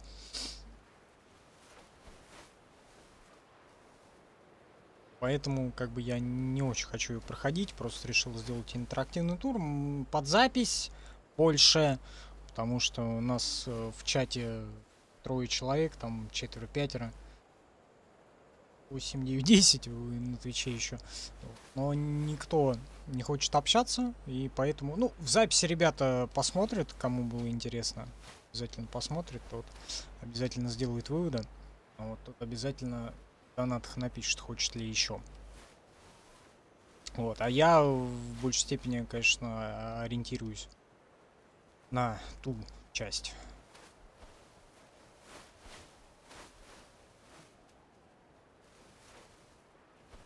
Опять же говорю, игры из головы у меня в основном не берутся, они берутся именно с донейшна. Храм Зевс. Так, все, показал. Давай 9-ю точку.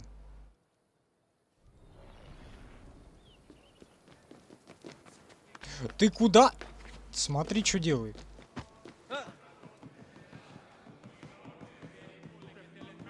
По писюну статуи ты узрел, Максим? В храме Зевса была хрисоэлефантинная статуя Зевса. Одно из 7 чудес света. Статую из золота, слоновой кости и дерева сделал прославленный скульптор Фидий. 13-метровая статуя поражала воображение, но ухаживать за ней было трудно. Защищать дерево и кость от трещин, а также от гниения должно было масло. Хотя статуя не сохранилась, она была подробно описана Павсанием, так что мы знаем о ней немало.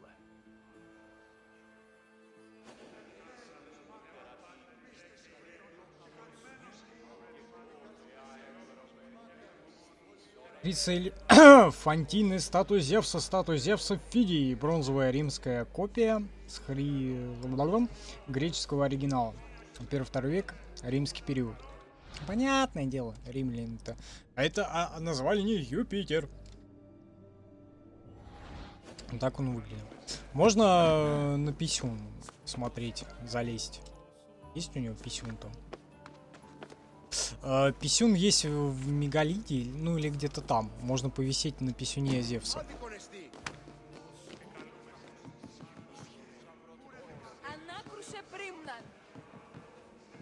Вот, а Максим, подготовь, пожалуйста,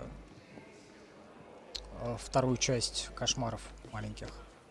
В субботу или в понедельник, или в воскресенье надо завершить. О, здравствуй! Надеюсь, побывав здесь, Пока Релиман. ты лучше ощущаешь близость богов, насколько это доступно людям. Чем теперь ты желаешь заняться? Чем тебе? Я хочу проверить свои знания. Прекрасно. Посмотрим, что ты знаешь. Первый вопрос очень простой. Как звали жену Зевса? А, так это Гера, ёпта. Верно. Классно. Гера была не только женой, но и сестрой Зевса. Но перейдем к другому вопросу. Что за состязание выиграл Пелоп, чтобы жениться на Гипподамии? Ты подумал писюн готовить? Ну, можешь. Так, метание копья, состязание на колесницах. Колесницы? Да, А. Пелоп победил в гонке колесниц с помощью Посейдона. А теперь последний. Ну теперь последний вопрос. Бля, дубляж Что отвратительный. написано на чаше, найденной у мастерской Фидия? Так, давай, вспоминая. Лучший в мире папа, выдающийся скульптор, сохраняя спокойствие, создавая одно из 7 античных чудес. Нет. Принадлежу Фидию! Верно! Видимо, Фидий очень дорожил своими вещами. Может быть, кто-нибудь из святилищ Так это было в их предыдущем вечно туре.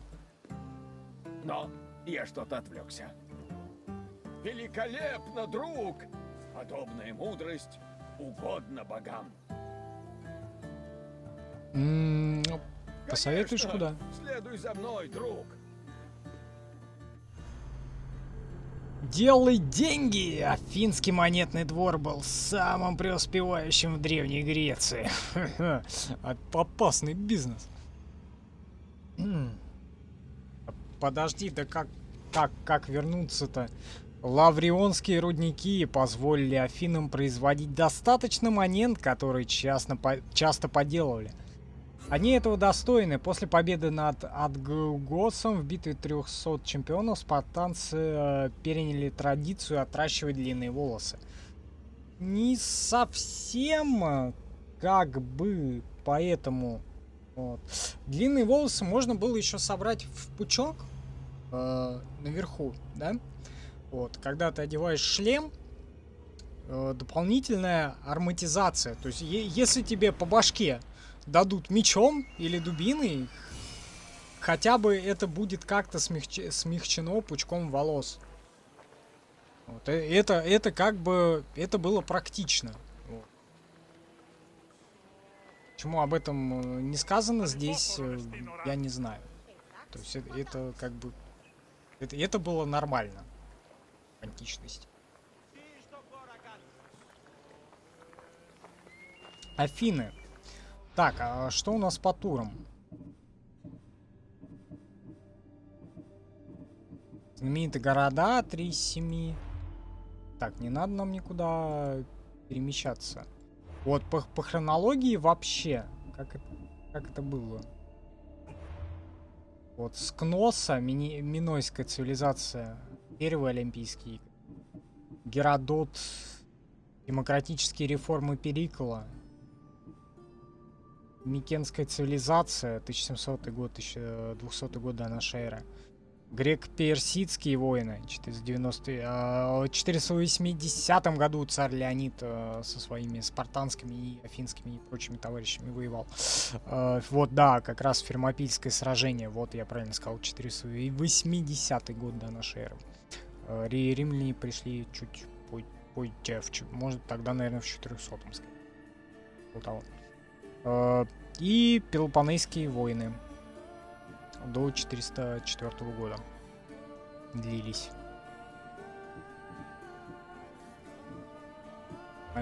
Значит 300... Не знаю, не помню. При желании можно в Википедию посмотреть по Гомерски. Я всего не упомню. Так. Афины. Афинская агора, или агора, я не знаю, как правильно.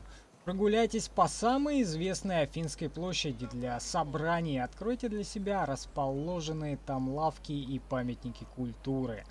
11 пунктов на 23 минуты, господа. Вы готовы? К такому моменту. Тут еще дохренища. За один стрим явно не управится. Вот абсолютно никак.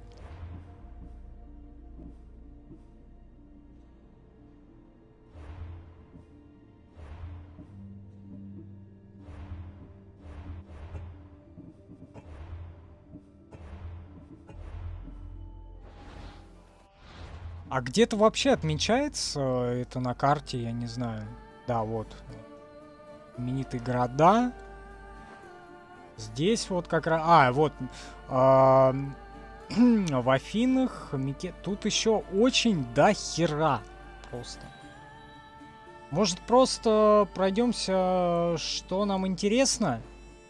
Давай посмотрим, что нам интересно будет. Вот, потому что...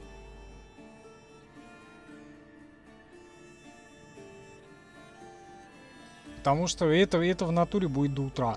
Вот, до утра я не хочу сидеть. Поэтому давай посмотрим, что нам интересно. Либо это будет краски и мода, повседневная жизнь, либо это будет Кнос про Минотавра.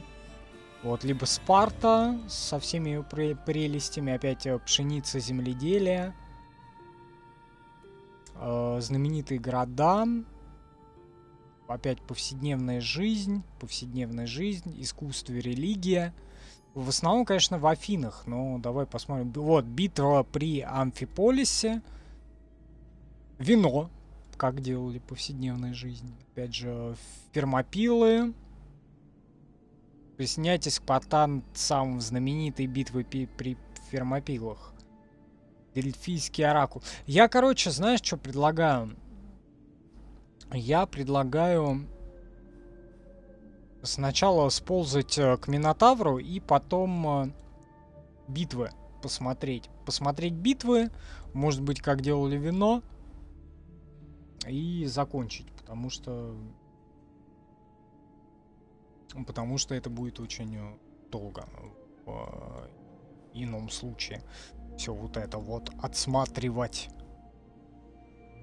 Вот битвы, в принципе, тоже интересные. Амфиполис, узнайте больше о битве при Амфиполисе и последствиях ее неожиданного исхода. Как раз и Марафонская битва, и вот Фермопилы, 300 спартанцев, где там воевали, ну и прочие сволочи.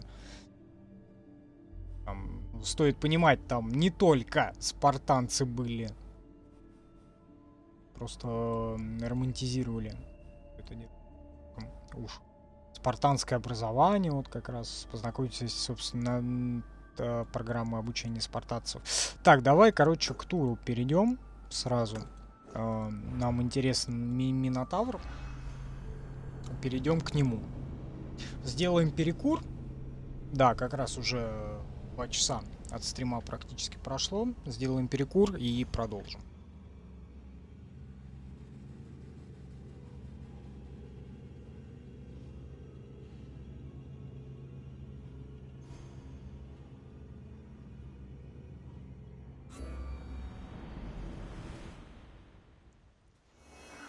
Лабиринт затерянных душ. И песок такой полетел, блядь.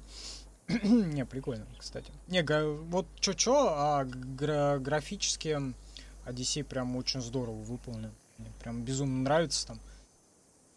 Где-нибудь на горе стоишь, там у тебя океан, блики солнца, прочее. Прям охеренно смотрится. Рык Минотавра.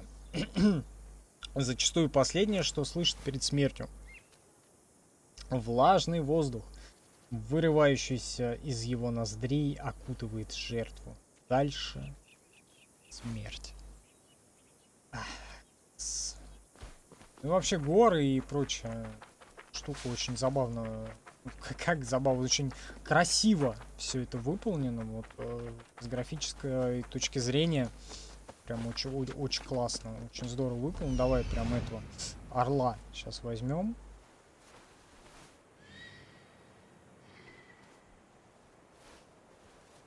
Водопад. Точки обзора уже открыты. Прям вообще классно. Прям вообще очень нравится. Водичка прям вообще натуральная фактически.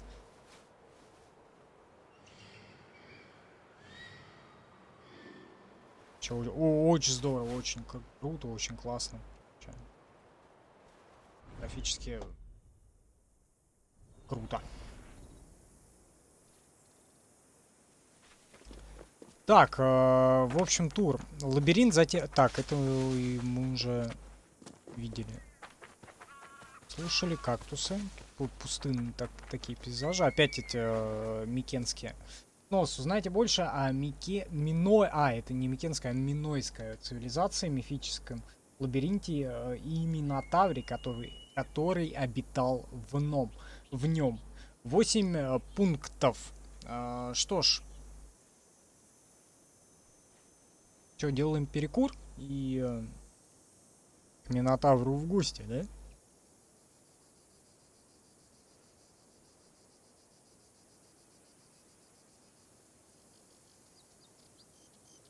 Так, давай.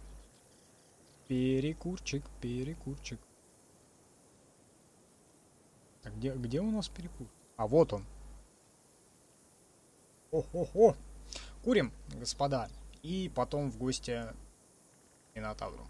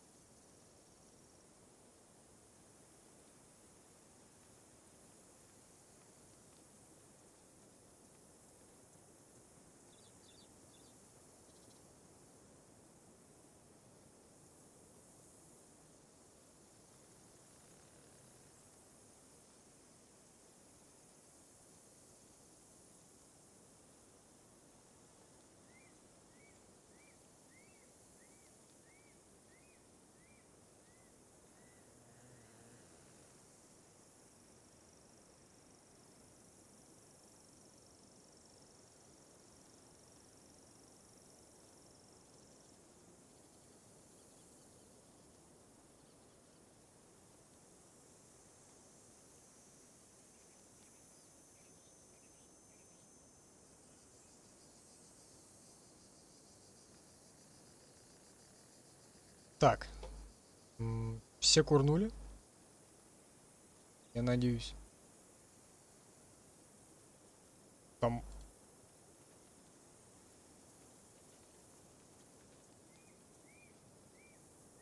Тень от орла была. Прикольно. Не, графически опять же здорово. Погнали, тур. Добро пожаловать в Кнос, где некогда обитал Минотавр. Так, расскажи об этом месте. Говорят, если прислушаться, можно услышать отголоски дикого рева Минотавра. Но, разумеется, это всего лишь ветер. Надеюсь.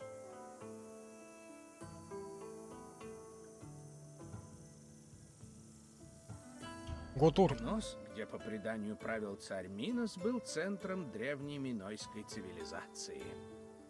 Этот город немало повидал и фигурирует во множестве знаменитых легенд. Найди меня, когда закончишь, и мы обсудим увиденное. Так, сколько точек? 8 точек. Погнали.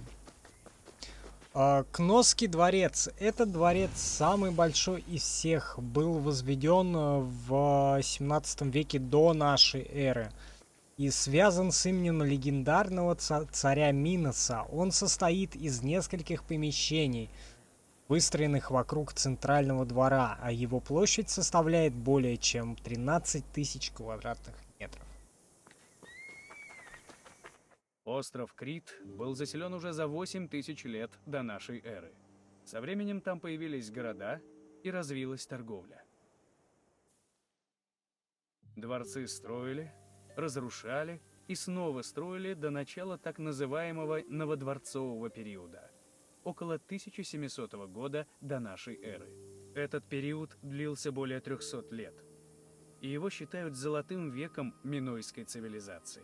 Крупнейший дворец этого периода находился в Кноссе. Это был целый лабиринт из мастерских, храмов, двориков, тронных залов и жилых помещений с мощенными дорогами и канализацией. Торговля и внешние связи были важны для минойцев, и они активно действовали на востоке Средиземноморья. Как следствие, критяне и те, с кем они торговали, влияли друг на друга и обменивались идеями, преимущественно мирно. Войн между ними почти не было. Вот так вот. Минойская цивилизация. Фасад Кносского дворца. Иллюстрация Балаш-Балок. Современность. Так вот. Могло это выглядеть. Вот так вот это выглядит сейчас. В 400 году до нашей эры. Дни руины. Кнос был заложен в далеком прошлом, в 7-м тысячелетии до нашей эры. В наше время город известен руинами дворца на холме Кефала. Руины делятся на две части. Плохо сохранившийся старый дворец и новый дворец. Новый Кносский дворец был крупнейшим из минойских дворцов и занимал общую площадь в 13 тысяч квадратных метров. В его центре располагался двор, скорее всего, церемониального назначения. Дворцовые центры минойской культуры Крита пали во время Микенского вторжения с материковой Греции. Но точная дата разрушения Кносского дворца так и не была установлена. Там еще под водой хуево тьма. Так, часть Кносского дворца. Вот фотография. Кнос был заложен. Именно вот так вот статки выглядит. Ну, в принципе, особо ничего не поменялось за 2000 лет.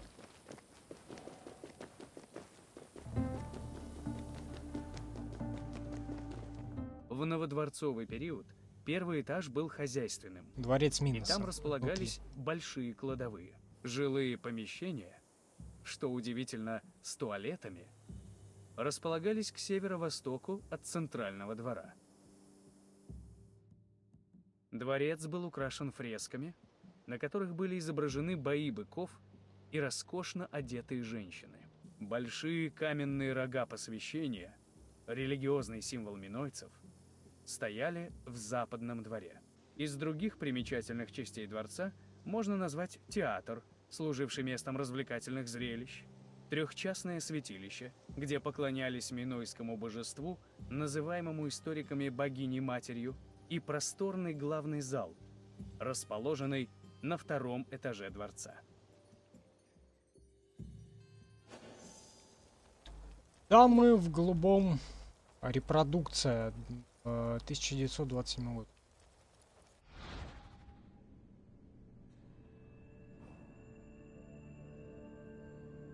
Как-то так.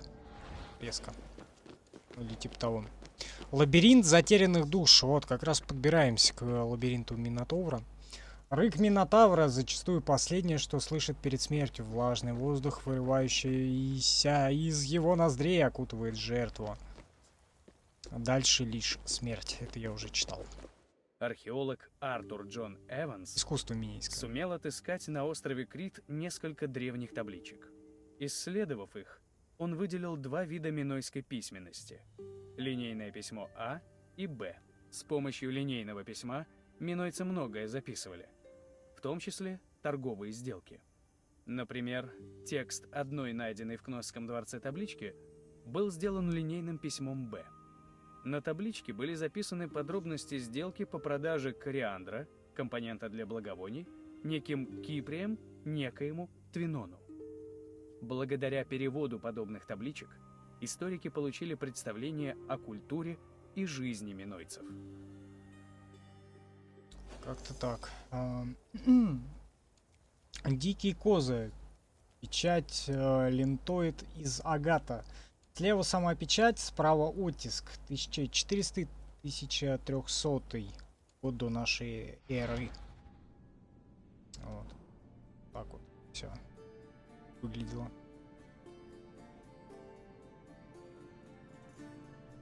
В игре есть статуи с лицом, а внизу прямоугольника писюны. Писюны вандалы сломали. Это было после событий игры, а в игре писюнов...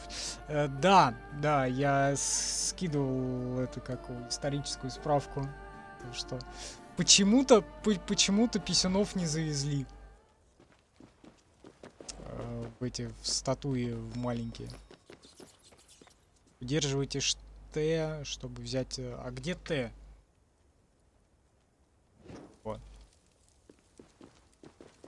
Факел в рук.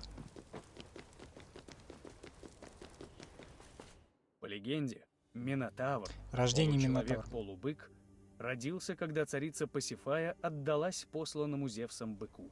Это опозорило царя Миноса, но он не решился убить Минотавра. Вместо Скотоложство. этого царь спрятал чудище в построенном Дедалом лабиринте. Рождение Минотавра. Арибал в форме головы Минотавра. 580-560 год до нашей эры. Выглядело. По Дальше.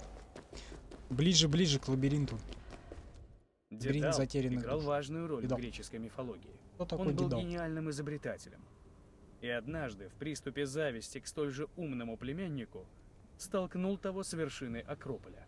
В наказание Дедала изгнали из Афин. Но такой прекрасный мастер не мог остаться без работы.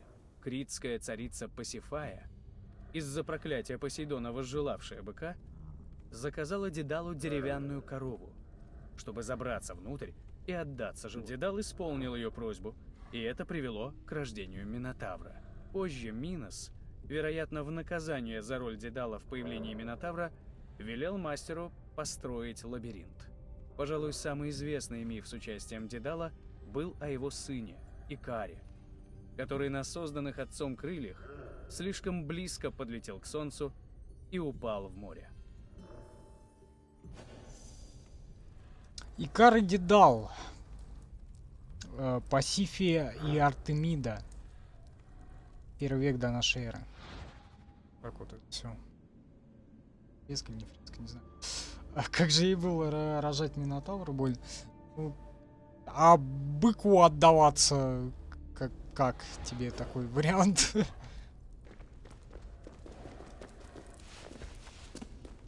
Уже после рождения Минотавра, сын Миноса Андрогей был убит в Афинах тем самым быком, которому отдалась Пасифая. Разъяренный Минос потребовал, чтобы каждый год афиняне отправляли в Кнос по 7 благородных юношей и прекрасных девушек. Избранных по жребию жертв Тут хрюкает. везли на Крит на корабле с черными парусами и отправляли в лабиринт, где их пожирал Минотавр.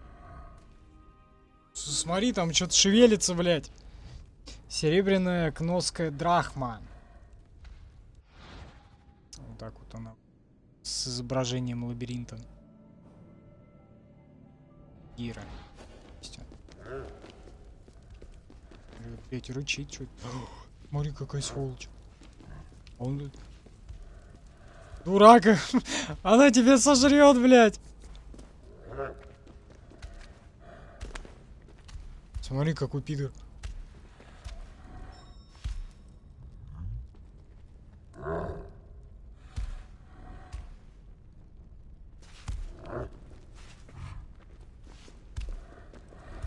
Ебаться.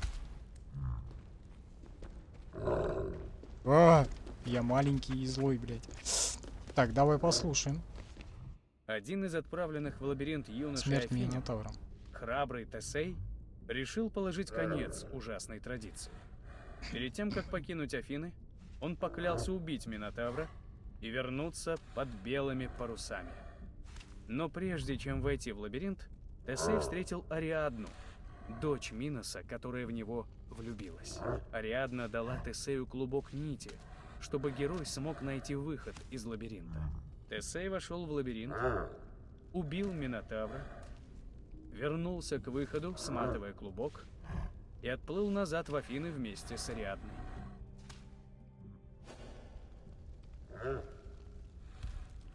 Тесей убивает Минотавра, античная чернофигурная амфора. Вот так вот она выглядит. Член где, Максим? Вот, смотри, вот на амфоре есть член у Минотавра, у Тесея есть член. Почему у него ляжки такие огромные? Да? Тут, конечно, вопрос другой. У Минотавра не, а у него там это, вон, видишь, махнули.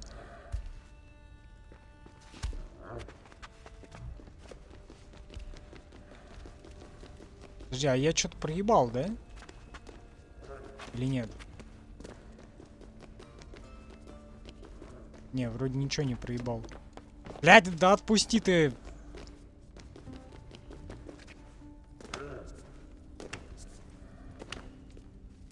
Вижу, ты смогла выбраться из лабиринта. Минойцы не только стали героями мифов, но и внесли вклад в греческую культуру, привнеся веяние других стран. Чем хочешь заняться теперь? Я хочу проверить свои знания. Хочешь проверить себя? Хорошо. Начнем с простого вопроса. На каком острове располагался Кнос? На Наксос? Наксос — остров, да, но Кноса ты там не найдешь. Попробуй еще раз. Крит? Да, Кносский дворец располагался на острове Крит. Следующий вопрос. Какой герой убил Минотавра? Тесей. Верно. Тесей сразил Минотавра и вышел из лабиринта с помощью нити Ариадны. Ну а теперь последний вопрос. Пенисы ввысь. Что сделал Дедал для Лайк царицы поставьте. Пасифаи? Что делал Дедай? Дедал лабиринт он сделал. Дедал создал лабиринт для Миноса, мужа Пасифаи, А как? не для нее самой. Для этой. Подумай. Ящик, деревянную корову, огромный деревянного коня. Нет, Деревянный деревянный конь — корова. это часть приключений Одиссея. Попробуй еще раз. Корову. Да. Проклятая Посейдоном Пасифая залезла в эту корову, чтобы отдаться Древняя быку. Греция. Да, греки Мои пидорики. поздравления. Ты хорошо знаешь историю. Члены здесь везде. Охотно. Следуй за мной. Куда он нас отведет? Короче, что у нас получается? Сейчас идем про Минотавра посмотрели, идем по местам сражений тогда. Там их, в принципе, не так много. И можно будет заканчивать, да. Потому что стрим уже сколько идет? 2 часа с половиной почти. Как раз, думаю, часов до 3 добьем. Может быть, до 4, я не знаю. Сейчас посмотрим.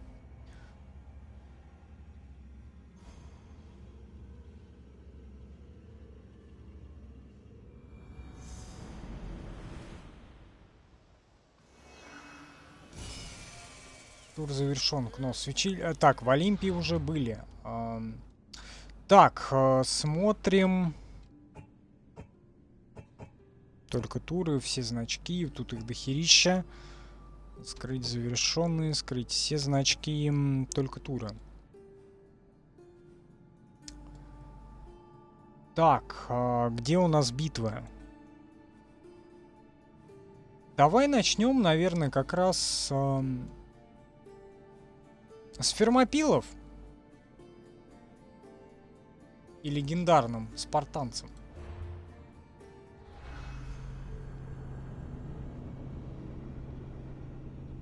Давай, наверное, оттуда и пойдем. В принципе, немного, штуки 3-4.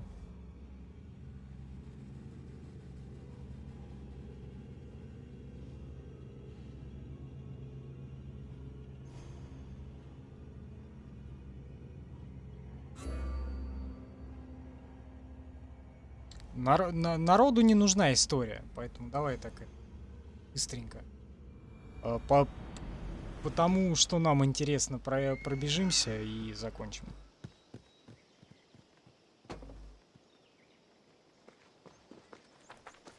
Мускульный доспех. Спарта, Фермопила. Присоединяйте... царь Леонид или нет? Присоединяйтесь спартанцам в знаменитой битве при Фермопилах. 8 пунктов. Ебаться. Приветствую тебя в Фермопилах. Ленька. В ущелье Фермопилы Я думаю, все знают, кто отважных такой царь спартанцев Леонид. Вместе с греками долго удерживал огромное войско Ксеркса, персидского царя. Как закончишь, отыщи меня снова.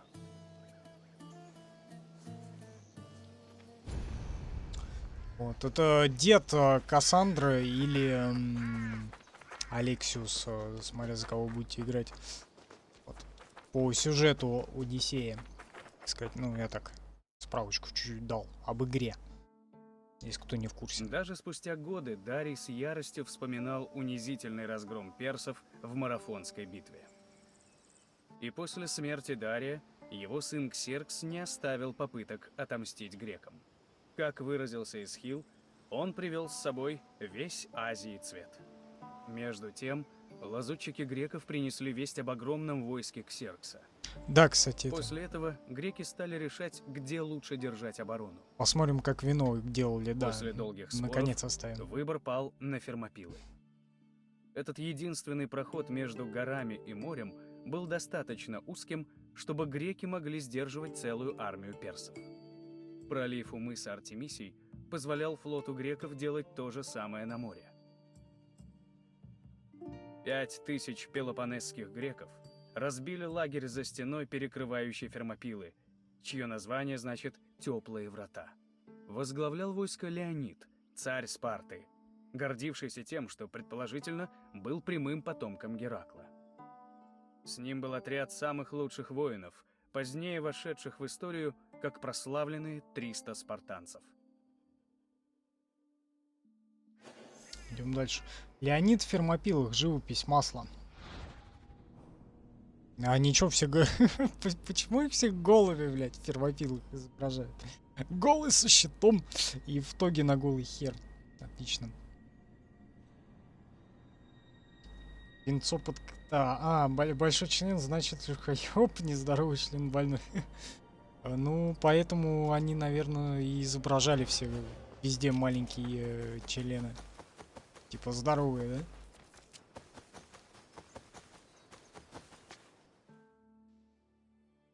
Персы вторглись в Грецию летом 480 года до нашей Прибытие эры. персов.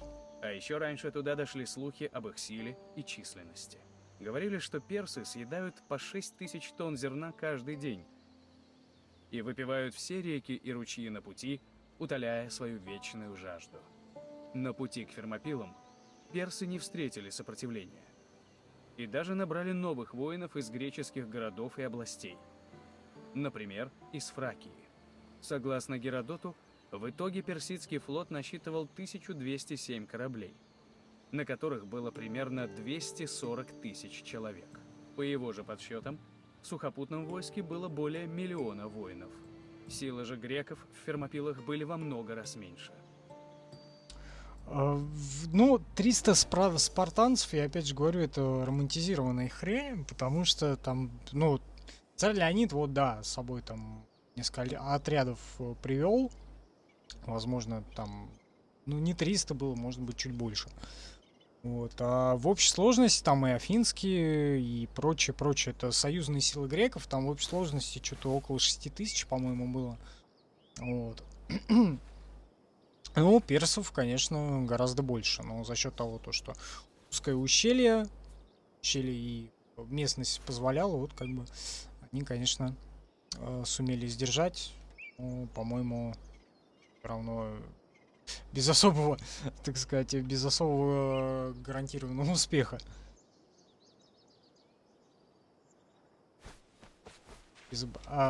Так, вид на Фермопилы на долину Ламии с горы. Так вот это выглядел. Какая-то старая фотография, по всей видимости. 910 год. Медитацию делаешь, чтобы сменить время суток. Не, суток не будем. Ксеркс думал, что На при горшках с виде его члены огромной изображали. армии греки в страхе бросятся бежать Первый с поля боя. столкновение. Но они собрали совет. Пелопонесские воины хотели вернуться на Каримский перешеек и встретить персов там. Леонид же считал, что будет разумнее остаться в Фермопилах. Пока греки держали совет, Ксеркс отправил лазутчика в лагерь неприятеля. Он принес Ксерксу удивительную весть. Греки и не думали бежать, а спартанцы и вовсе занимались гимнастикой и расчесывали волосы, дожидаясь нападения персов. Чтобы устрашить греков, Ксеркс выждал еще 4 дня и лишь на 5-й атаковал. Персы встретили яростное сопротивление и понесли тяжкие потери, так что Ксеркс по Геродоту трижды вскакивал с трона в страхе за свое войско. На следующий день персам пришлось ничуть не легче, а греки все так же твердо защищали свои позиции.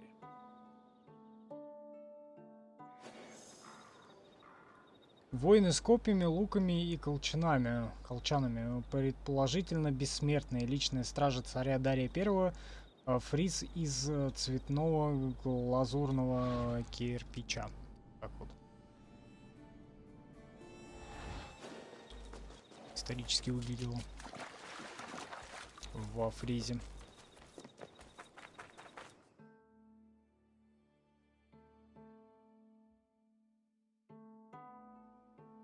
Казалось, греки будут вечно удерживать персов в Предательство. Фермопилах. Но вдруг к царю явился местный житель и поведал кое-что любопытное. Он рассказал персам о горной дороге, что вела в обход Фермопил. Персидских воинов послали проверить эти сведения. Хотя этот путь охраняли греческие воины, они бежали в страхе, завидев персов. Вот так, на 3-й день битвы, греки оказались окружены врагами.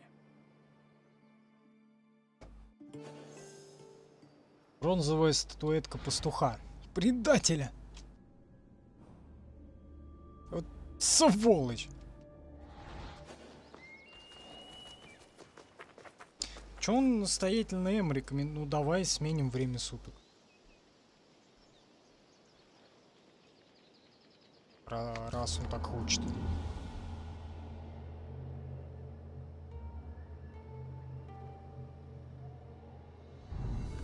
Ночи-то зачем? Не хочу в ночи, слишком темно. Зато смотри, какие звезды.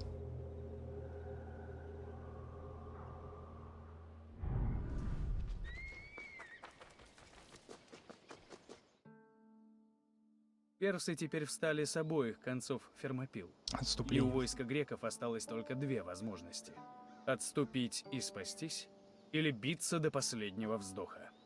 Большинство отступило. Но часть войска осталась, в том числе Леонид и его 300 спартанцев. Для спартанца погибнуть в честном бою было величайшей честью из возможных. Те немногие воины Леонида, что не приняли последний бой при Фермопилах, позже поняли, что упустили шанс погибнуть с честью, и либо покончили с собой, либо всю свою жизнь терпели насмешки и презрение сограждан. Но спартанцы тогда бились не только за славу. Если бы они не сдержали персов, вражеская конница перебила бы отступающее войско греков.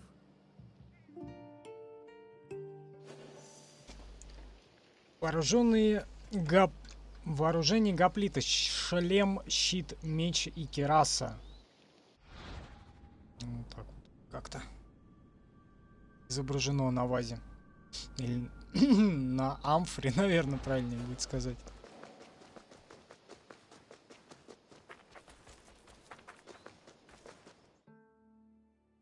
Утром третьего дня царь Ксеркс заранее праздновал свою победу. Вторжение. Однако она далась ему нелегко. Царь Леонид пал в битве. Из-за его тела разгорелась жестокая схватка. Спартанцы бились до последнего. А когда они все погибли, тело Леонида принесли к Ксерксу. Согласно Геродоту, у персов более всего в почете доблестные воины, даже если речь о неприятеле. Но Ксеркс был так разъярен сопротивлением спартанцев, что вместо почестей он приказал отрубить голову Леонида и насадить ее на кол. Позже на холме, где спартанцы приняли последний бой, воздвигли статую льва в память о мужестве Леонида. Вот так вот. Надгробная статуя льва. Вот так вот она выглядит. Сейчас.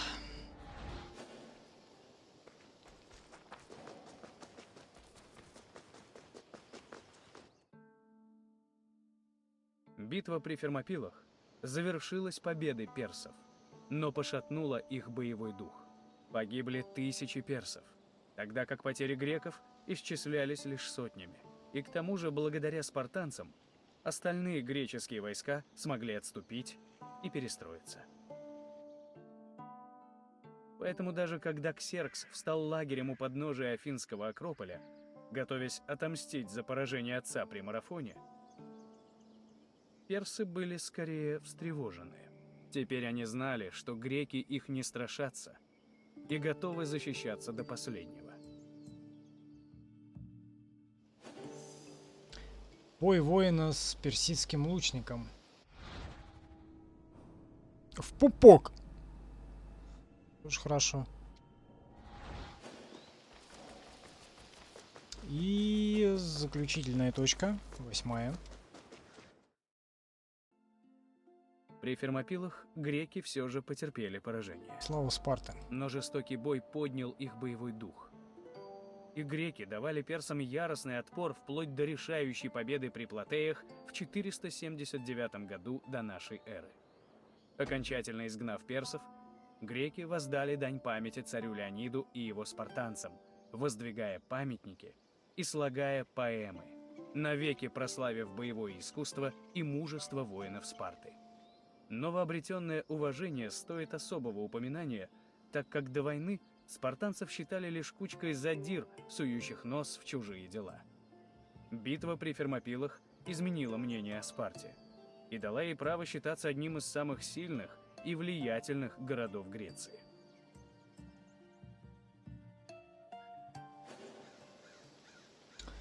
Театр Дельфийского союза. Монеточка.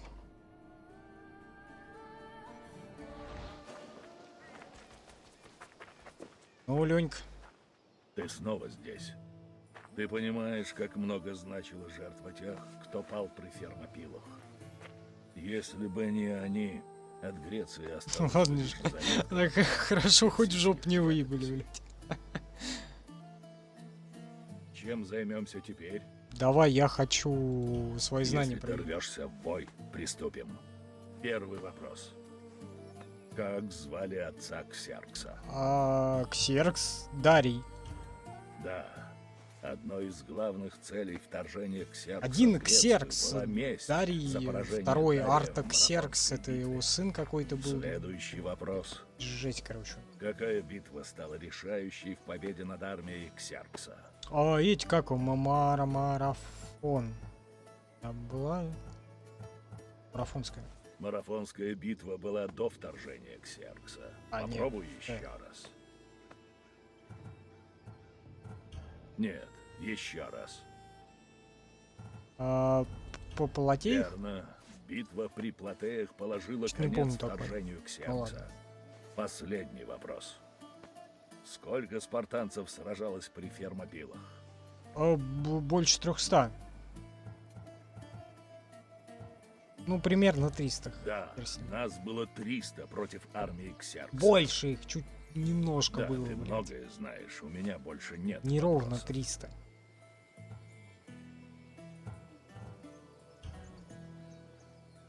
До встречи, страница. Страница, блядь. До встречи, страница, блядь. Так, короче, что там, спартанского солдата открыли, Леньку открыли. Так, что у нас? Едем дальше по местам былой славы этих самых древних греков. Вот тут опять же спартанское образование, но это нам не нужно пока.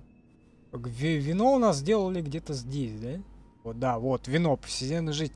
Посетите остров Тассос и познакомьтесь с чем? Познакомьтесь с античными технологиями виноделия. Но это мы попозже. Это мы... Не 200. Там больше было. Там не 300 было. Там их было больше. 285 с половиной. Так, короче, где у нас еще битвы происходили? Ну, битвы-то происходили уже здесь. Так, давай, давай марафонскую, да? Ебанем. В принципе, больше такого нет. Вот как раз марафонская битва. К туру.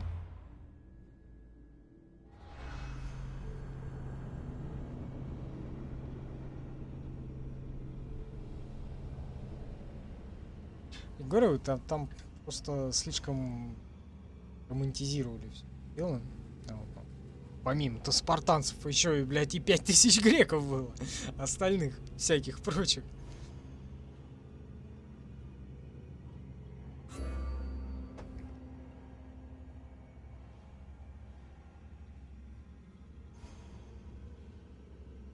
Еще флот афинский. Об этом почему-то никто не помнит. Побывайте в марафоне на месте одного из самых знаменитых сражений греков с персами. Ну так подожди, да позже там еще и спартанцы херачились с афинянами при этом самом марафоне. Приветствую тебя на месте легендарной марафонской битвы. Тур, погнали. Битва при марафоне стала одной из важнейших в истории Греции.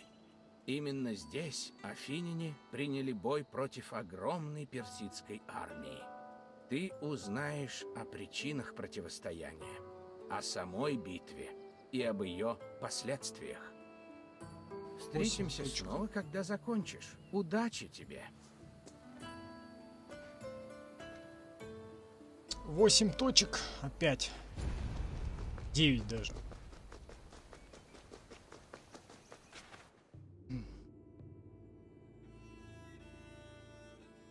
В 490 году до нашей эры 600 персидских трирем бросили якорь в 35 километрах от Афин.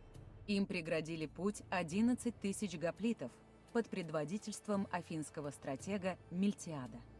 Персов было примерно в 5 больше, чем греков. Но все же греки сумели обратить в бегство тех, кто намеревался их покорить. Марафонская битва стала поворотной в истории греко-персидских войн. И победу афинян прославляли в Греции еще много лет. Бег на длинную дистанцию называется марафоном в честь воина, который прибежал из марафона в Афины, чтобы рассказать о победе. Впрочем, может быть, это всего лишь легенда. А может быть, они заставили драпать персов, блядь. Как это, марафонский бег от этого и пошел, блядь. Стелла с могилы воина Полида, павшего в битве. Ничего не понятно, но вот тебе, Максим, писка маленькая.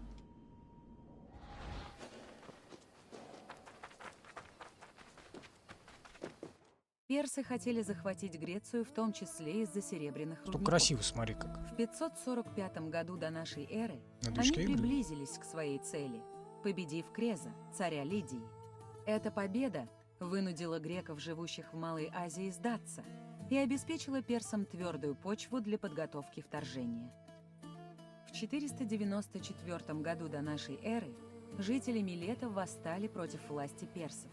Их поддержали Афины и близлежащий город Эретрия, и милетяне сожгли важный для персов храм. Ирафия? Святотатство привело Дария в ярость, и в 491 году до нашей эры он отправил в греческие города послов с требованием покориться. Афиняне и спартанцы убили послов, бросив тем самым вызов Дарию. Тогда персы вторглись в Грецию и сначала захватили город Наксос, взяв в рабство его жителей, а затем и город Эретрию. Исполнившись уверенности после череды побед, персы отправились в Афины. Реквиум? Лучники. Фриз из дворца Дария в Сузах. 5 век до нашей эры. Так вот персидские лучники Ороданте выглядели, по всей видимости.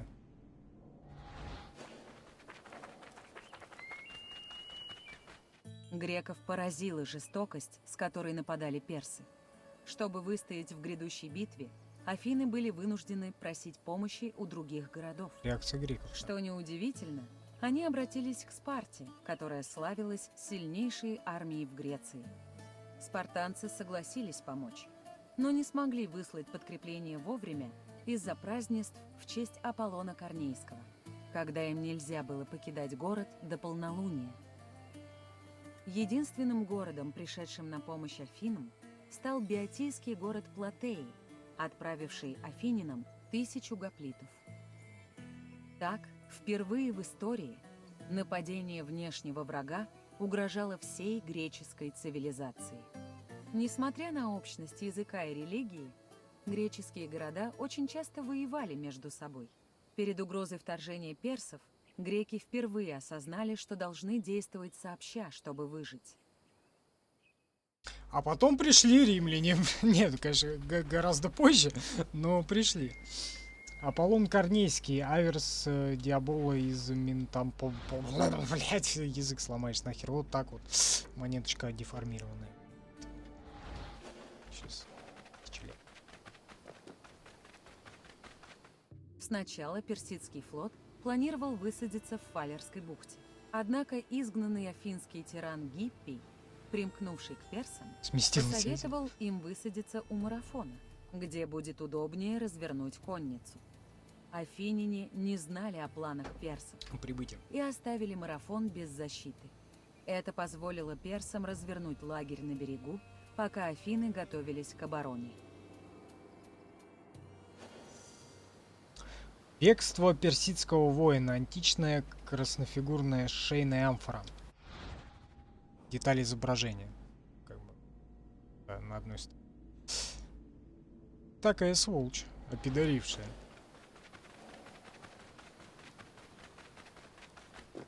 Огромное численное превосходство персов Стратегия. вынуждало афинян полагаться на изобретательность своих стратегов. 10 000 гоплитов афинян вместе с 1000 гоплитов-платейцев отправились на холм, что возвышался над лагерем персов. Прибыв на место, афиняне стали решать, ждать ли им нападения врага или атаковать первыми. Афинские стратеги полагали, что лучше подождать, но Мильтиад считал, что намного выгоднее атаковать первыми, так как у персов позади было море. Наконец, все согласились с Мильтиадом, и греки атаковали. Бюст Мильтиада. Так вот, товарищ выглядел.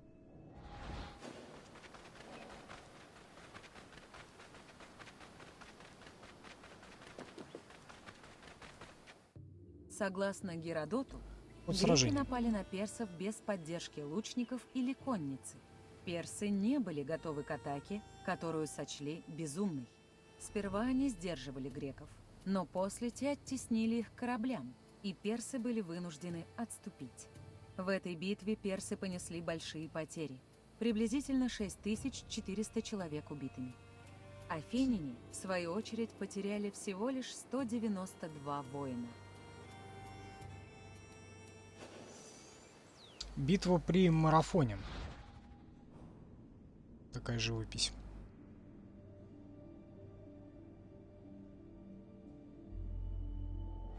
Не, ну эти тогда могли со своей фалангой греческой.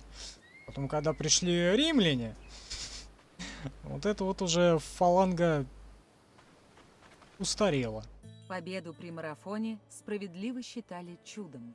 В числе ее причин греки называли появление легендарных героев, якобы восставших из мертвых, чтобы сражаться на стороне афинян. Например, некоторые клялись, что видели на поле боя мифического царя Тесея. Его даже изобразили на пестрой стое в Афинах. Другие рассказывали, будто на марафонскую битву явился сам Геракл в львиной шкуре и с дубиной. Рассказы о появлении этих героев способствовали тому, что битва при марафоне стала для греков легендарной. Потому что фаланга работает только на ровной местности. Дальше нет. Дальше очень сложно. Геракл в бою. Бронзовая статуэтка. Вот так вот. Ломает кого-то. И, по всей видимости, остальное уже сожрал.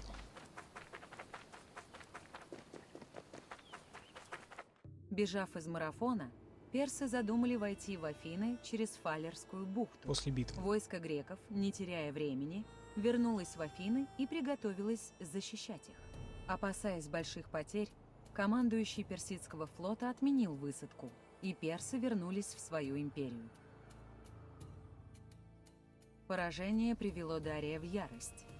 Желая мести, он велел снарядить войско для нового похода морем и сушей. Между тем, опоздавшие в бой спартанцы поздравляли афинян с победой. Царь персов и корма галеры. Вот так вот это. Сука, гоблин. Класс. Так, и 9-я точка.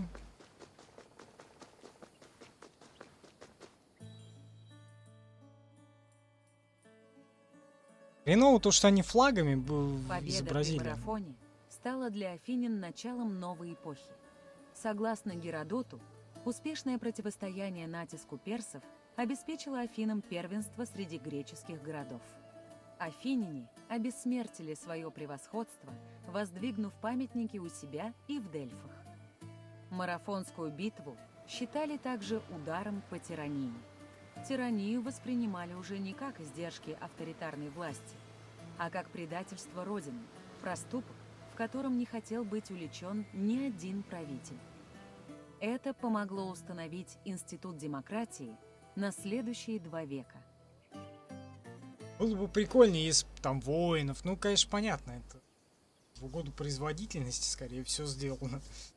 Не, ну я бы глянул, я посмотрел. Когорты, ну, ладно, когорты это я уже на римской учился. Вот, но, ну, в любом случае, понятно, о чем я. Сокровищница афинян в Дельфах. Вот так вот сейчас выглядит. Сохранилось хорошо. Да, за 2500 лет-то, конечно. Чески. Так, а за...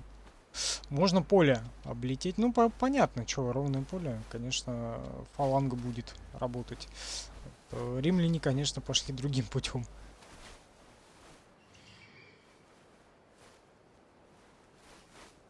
Вот. У них, конечно, все это дело немножко по-другому было, и бились они с греками далеко не на ровной местности, где фаланга нихуя не работала.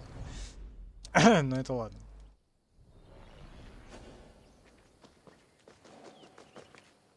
Надеюсь, тебе было интересно узнать о Марафонской битве. Она стала поворотным событием не только для Афин, но и для всей Греции. Ее последствия ощущались долгие годы спустя. Чем теперь ты желаешь заняться? Я хочу проверить свои Хорошо, знания. начнем с самого простого. Кто командовал греческими войсками при Марафоне? Я забыл. Не Леонид, Брасид, Мальтиад. Верно. Мильтиад был стратегом Афин, и под его командованием греки обратили персов в бегство при Марафоне. Следующий вопрос. Сят это спартанцы его. Какой город знаю, восстал против персов в 494 году до нашей эры? В смысле до нашей эры? Ты живешь сейчас в 400 году до нашей эры, блядь. Так откуда ты знаешь? У тебя и исчисление идет просто как римляне. У них исчисление шло от дня основания Рима. Все.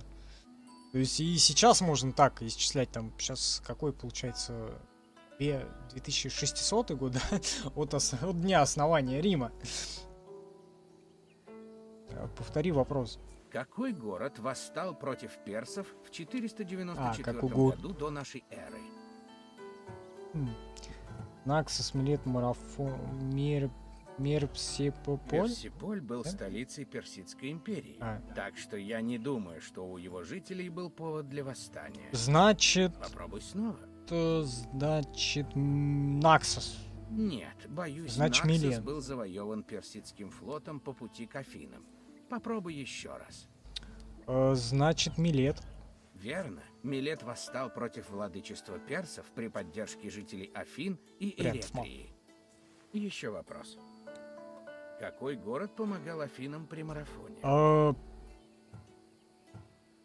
Платея. Да, платейцы выслали на Косарь, помощь Афининам гоплитов. 1000 гоплитов. Мудрые ответы. Ты много знаешь. Охуенно. Все. Короче, В таком едем случае дальше по прощай. местам Может, увидимся снова. славы боевой. Так, по местам славы боевой. Что у нас дальше? Минус ух. Минус ух. Так, места славы боевой еще 2 места. Либо можем отправиться сразу на виноделие и закончить стрим. Не знаю. Как хотите. Стрим идет уже практически 3 часа. Вот, можем пойти в битву при Амфиполисе или Амфиполис, наверное. Узнайте больше о битве при Амфиполисе и последствиях ее неожиданного исхода. Так, есть еще битва при Пилосе и на острове Сфактерия. Узнайте больше о 2 сражениях, переломивших ход Пелопоннесской войны. Пелопоннесские войны, опять же напоминаю, это Спарта и Афины. Пелопоннесские войны. Вот. И что? Вроде бы все. Вроде бы ничего не осталось такого. Ну, разве что военная подготовка спартанцев. Познакомьтесь с особенностями насыщенной программы обучения. Узнайте, как спартанские мальчики становились настоящими солдатами. Вот. Можем пройти где-то по этим вещам, а можем пойти вино смотреть.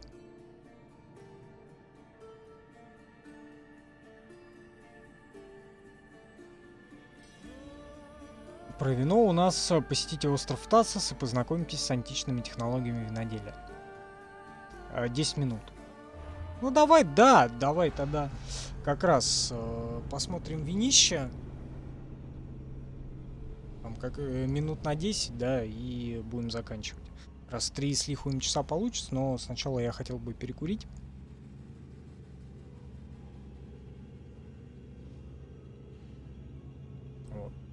я, в принципе, уже по всем статистическим данным понял, то, что исторические ролики не заходят народ. Ну, в записи, кому нужно, тот посмотрит.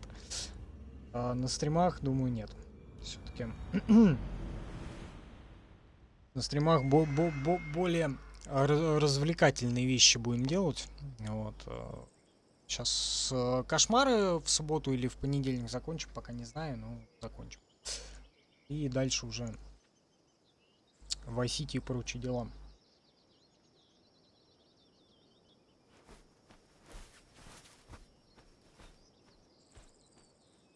Сзади какие-то эти руины. Виноградник славы. Слушай, а где вообще? На острове Тассос, да? Тассос или Тассос? Тасс. Просто. Тасс. Остров Тасс. Острова Гефеста.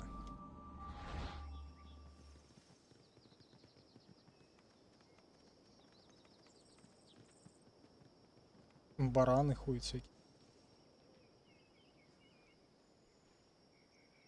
Кажется, Россия львов, медведей и прочих кабанов убрали. Потому что мир местами живой. Мне, знаешь, я когда поставил Одиссей, я что-то просто катался, исследовал точки интереса. И прямо на подъезде к городу там плантация была, что это, мужик ходил, оливки там с дерева какого-то собирал или что он там, не помню. Короче, что-то с дерева херачил, тут херак, медведь такой с горы спускается, начинает ебашить, блядь, деда. Мимо проезжает патруль из 2 афинских всадников, они, блядь, видят это все дело, спрыгивают с лошадей и начинают пиздить этого медведя. Вот. Медведь начинает ебашить их, дед убегает, оттуда прибегает еще патруль, блядь. Такой более-менее живая херь. Ну, короче, медведь в итоге всех запиздячил и пошел в лес обратно. Вот. Ну, я пришел там с 5 человек, блядь, подобрал лут и поехал дальше в город. Нет, достаточно прикольный, достаточно, ну, по крайней мере, рядом с городами он достаточно живой. Другое дело, все деревни, они в принципе под копирку, все лагеря, они под копирку. Вот, где-то вдали от исторических городов, то бесполезно что-то искать. Жизни никакой, а вот где-то вот в каких-то больших вот центрах там да, там вот какая-то движуха происходит, и я вот все время подмечал это. Очень здорово выглядит. Так, давайте, давай перекур и пойдем смотреть, как делается.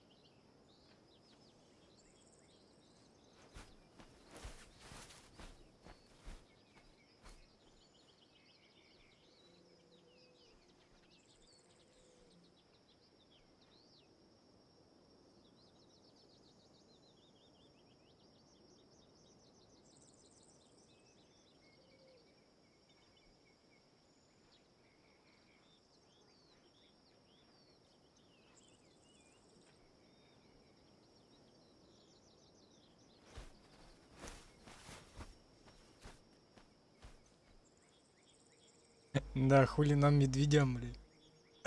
Хотел кокоса взять. Пришел. Он убежал за хромак. Так что рубрики о кокосе в эфире не будет.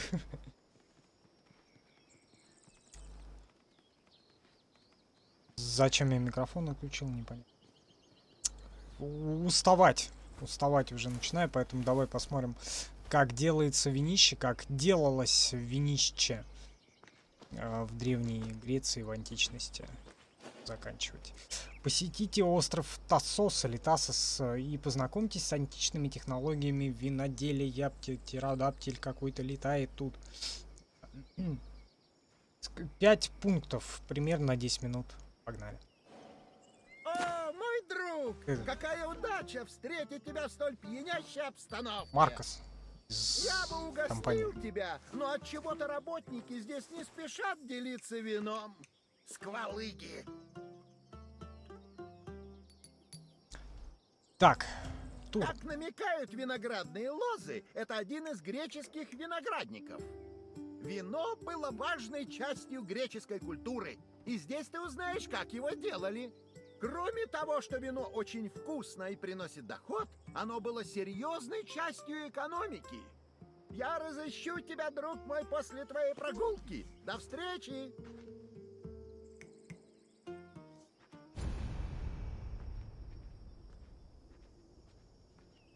Дракон летает. Виноделие возникло за 3-4 тысячи лет до нашей эры. Оно широко распространилось в бронзовом веке, и вскоре греки стали мастерами в этом ремесле. Первым шагом был сбор урожая. Лозы в виноградниках росли рядами, а грозди собирали вручную. Согласно Гомеру, сбор винограда сопровождался музыкой, приобретая праздничный тон. Вино в Древней Греции было 3 разновидностей – австерос, глюкозон и автократос. В него добавляли пряности, травы, смолы и даже благовония. Оно также было крепче современных вин, с содержанием алкоголя около 16%. Поэтому его разбавляли водой, чтобы сделать приятнее на вкус. Умели ж делать-то, да? Винище. Сбор винограда амфором. Покоцанное, конечно. Очищенное. Ну, вроде, что-то вроде видно. Вон чувак там собирает писку, не видно. Прикольно. Умели ж делать. Древние пидорики. Виноград высушивали, чтобы увеличить сладость и не дать вину превратиться в уксус. Чаще всего для высушивания грозди раскладывали прямо на земле под лучами солнца, а на ночь прикрывали, чтобы на них не выпадала роса. В поэме Гесиода «Труды и дни» сказано, что сушить виноград нужно 10 дней и ночей. Когда грозди были полностью высушены, их собирали в сосуды пифосы, как и в наши дни. Запоминайте. Может, кто-то будет это самое по древнегреческой технологии виноград делать. Сатиры собирают виноград. Чекамфор. Прикольно. Хвост, по всей видимости, либо победил, да, задница.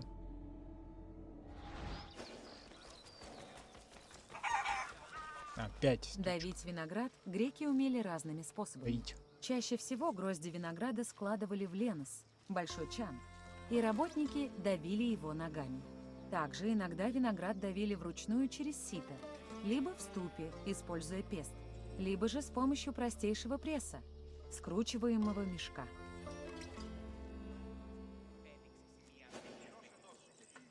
Рапет из Аргила. Фотография 2004 года.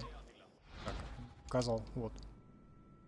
И тут, видимо, это та-та-да-та-та-та-та-та-та-та-та-та-та. Но это итальянская уже херня. Но все равно. Вспоминается музычка. На следующем этапе выдавленный сок разливали в большие сосуды – пифосы, Положение где он хранения. начинал бродить. Перебродившее вино процеживали через этмос или ткань, отделяя осадок, остатки ягод и мертвые дрожжи. Затем вино помещали в особое хранилище. Помещение было сухим. Пифосы с вином до половины зарывали в землю, чтобы поддерживать температуру в 15 градусов по Цельсию. Эти меры позволяли сохранить вкусовые качества вина до отправки на рынок. Так вот. Терракотовская амфора с клеймами на верхней части ручек, указывающая имя гончара и дату изготовления. Родос. 3-2 век. Нашей эры. А еще их в землю, по-моему, взорвали. В подвалах. Не, в подвалах там римляне. Они уже в лют холодных. А эти, по-моему, землю взорвали. Хорошо. И все отлично. Когда вино было готово к отправке, Розлив его и разливали в сосуды, амфоры. Они были меньше пифосов и удобнее для перевозки и продажи на людных рынках. Правда, это не значило, что перевозка вина была легким делом. Иногда корабли с амфорами попадали в шторм и разбивались, не дойдя до порта. И тогда сотни винных сосудов попадали в море. У торговца вином. Илика. 500 год до нашей эры. Когда вино было... Архаичная эпоха. Как вот это. По всей видимости, выглядело.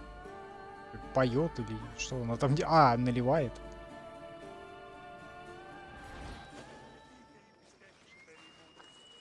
Архаический период. Все. Можно проверить знания. Мой друг, ну как жажда знаний утолена? Надеюсь, тебе было интересно Финиш узнать, налил как бы. собирают и давят виноград, и как разливают любимый напиток греков. Может, если бы покупатели знали, как трудно делать вино, они бы легче выкладывали за него деньги.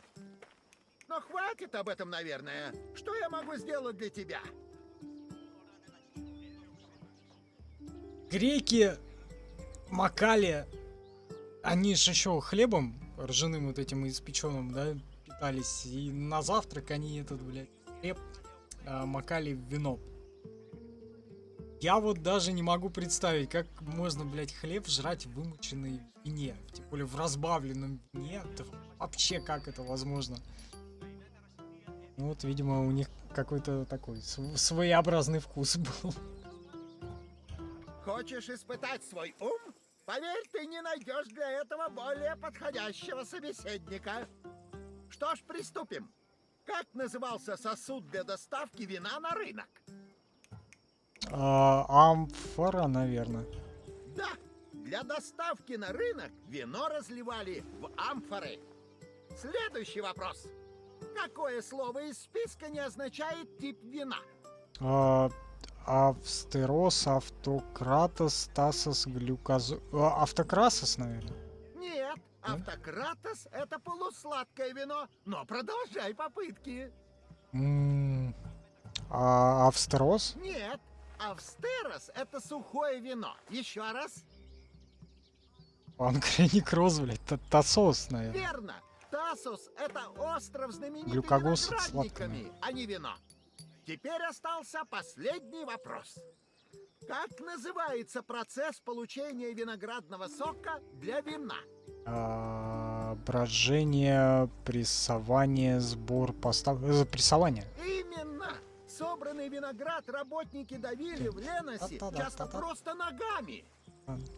Только старайся не думать об этом, когда пьешь любимое вино. Вонючими грязными Ты знаешь ногами. толк в винах. В твоей памяти фактов, как монет в моем кошеле, а это немало. Все. Как пожелаешь, друг мой. Надеюсь на скорую встречу. Думаю, все. Кузнец разблокирован. Можно оседлать коня и уехать в ебеня. Сяду на коня. Так, ну чё, господа, будем заканчивать наш интерактивный тур древнегреческий.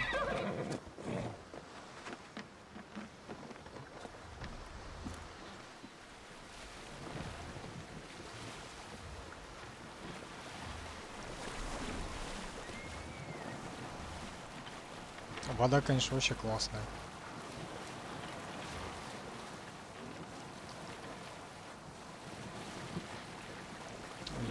Графин, конечно, вон эти афинские кораблики. Смотри, смотри, он блики и прочее. Вообще, я так кайфанул, на самом деле, как компанию проходил.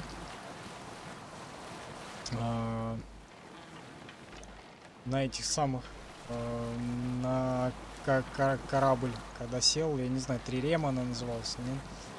Я вообще прям кайфанул безмерно, прям офигенно. Мое почтение. Особенно вот эти вот блики, солнце и прочее. Так. То ли свет буянит, то ли я не знаю. Смотри, остановились или нет? Подожди, вы что, биться хотите? Так, господа, а можно я к вам?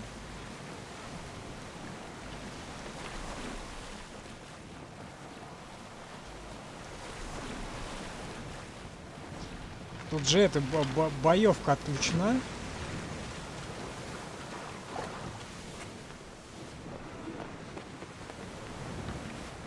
Так, а мою лодку запенетрировали, по всей видимости.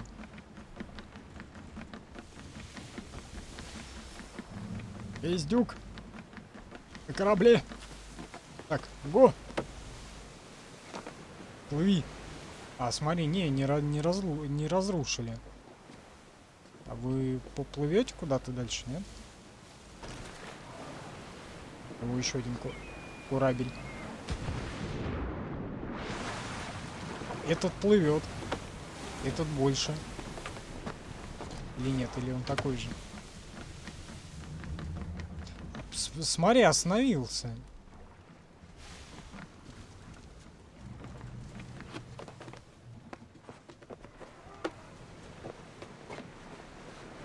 Или поплывут дальше. Давай поглядим. Не, ни хера не поплывут.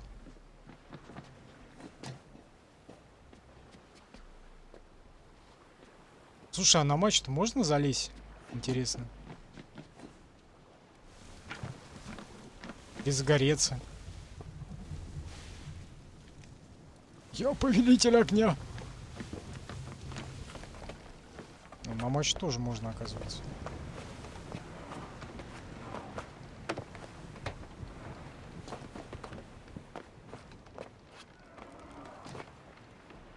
Смотри, как прикольно. Солнышко светит. Блики.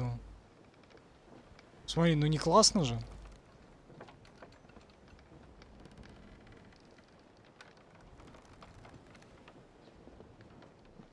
Сука, остановились. Не хотят плыть. Афини не проклятые. И афиняне.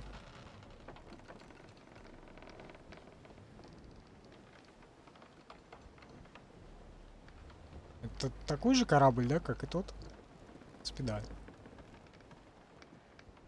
Посмотри, тут тоже остановился что-то.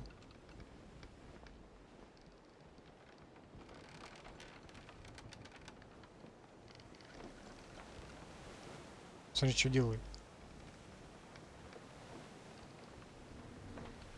Смотри, смотри. Бах!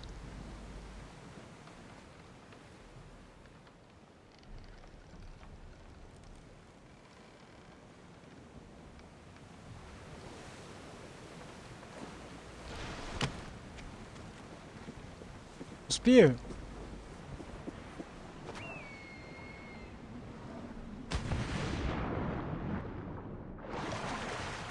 Смотри, сразу поплыл. Давай под воду. Смотри, тут и в этого индикатора воздуха нет. Можно, в принципе, совсем на днище залечь. Таки кальмар. И этот Камбалевич. Слушай, смотри, как глубоко ты, да? Что, можно до дна добраться, интересно?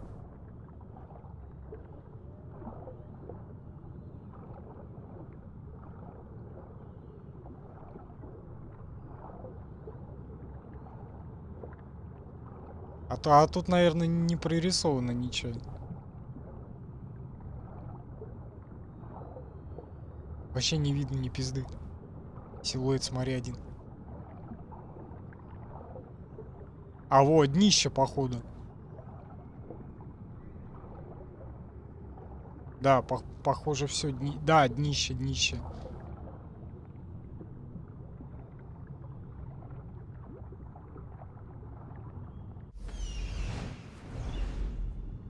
Да, дно. Можно на Орле полетать. Ладно, давай назад.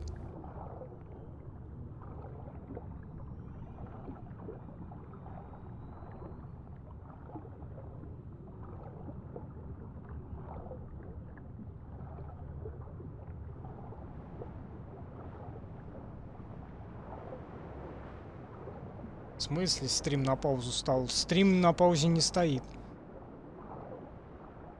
Я смотрю на экране. На третьем все показывает хорошо.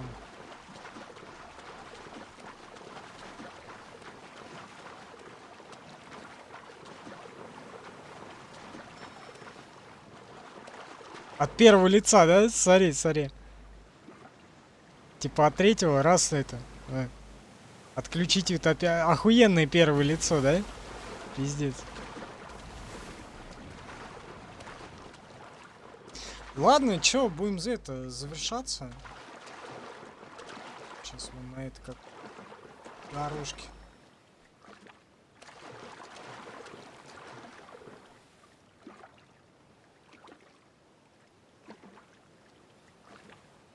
Так, офигенно же, да? Вообще прикольно. Вот чё, вода мне здесь прям безумно нравится. С такими бриками, вот это классно.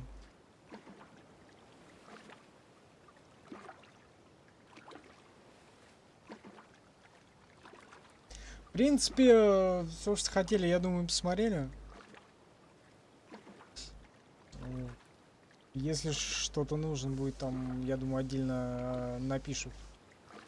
Вот.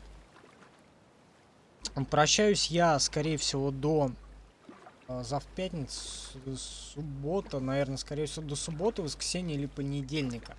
Там будет продолжение кошмаров маленьких. Надо пройти там на пару часов, скорее всего, осталось. Ну, судя с учетом того, как я играю, скорее всего, часа на 3. Может быть, на 2. Точно не знаю, но закончим в любом случае. Ну и дальше по накатанной. Vice City, Noir, Дракон. Скоро будет метро. Метро скачано на SSD-шнике, метро ждет своего часа. В общем, спасибо, что смотрели, Максим Джейсон, да, а также господа, которые инкогнито сидят, не пишут, смотрят, также не зарегистрированы товарищи на нашем сайте streamcube.ru. Вот, прощаюсь до следующего стрима. Видео я так и не опубликовал, но надеюсь, все-таки опубликую к следующему стриму. Еще у меня 2 рендере стоят, лежат. Спасибо за внимание. Отдельное спасибо, кто посмотрит и смотрит этот стрим уже в записи. Таких людей немало. Что им и спасибо отдельно. В общем, господа, хорошего вечера. Прощаюсь с вами. Надеюсь, вот, блядь, через несколько дней буквально увидимся. То я, как обычно, называю дату там и сам не стримлю, потому что у меня то одна херня, то другая херня. Сам куда не деваюсь, то кто-нибудь приезжает и короче. Ладно, надеюсь. Надеюсь, меня простите. Но в любом случае. Вот. Все. Пока, господа. Пока. Хорошего вечера. Себя и своих близких.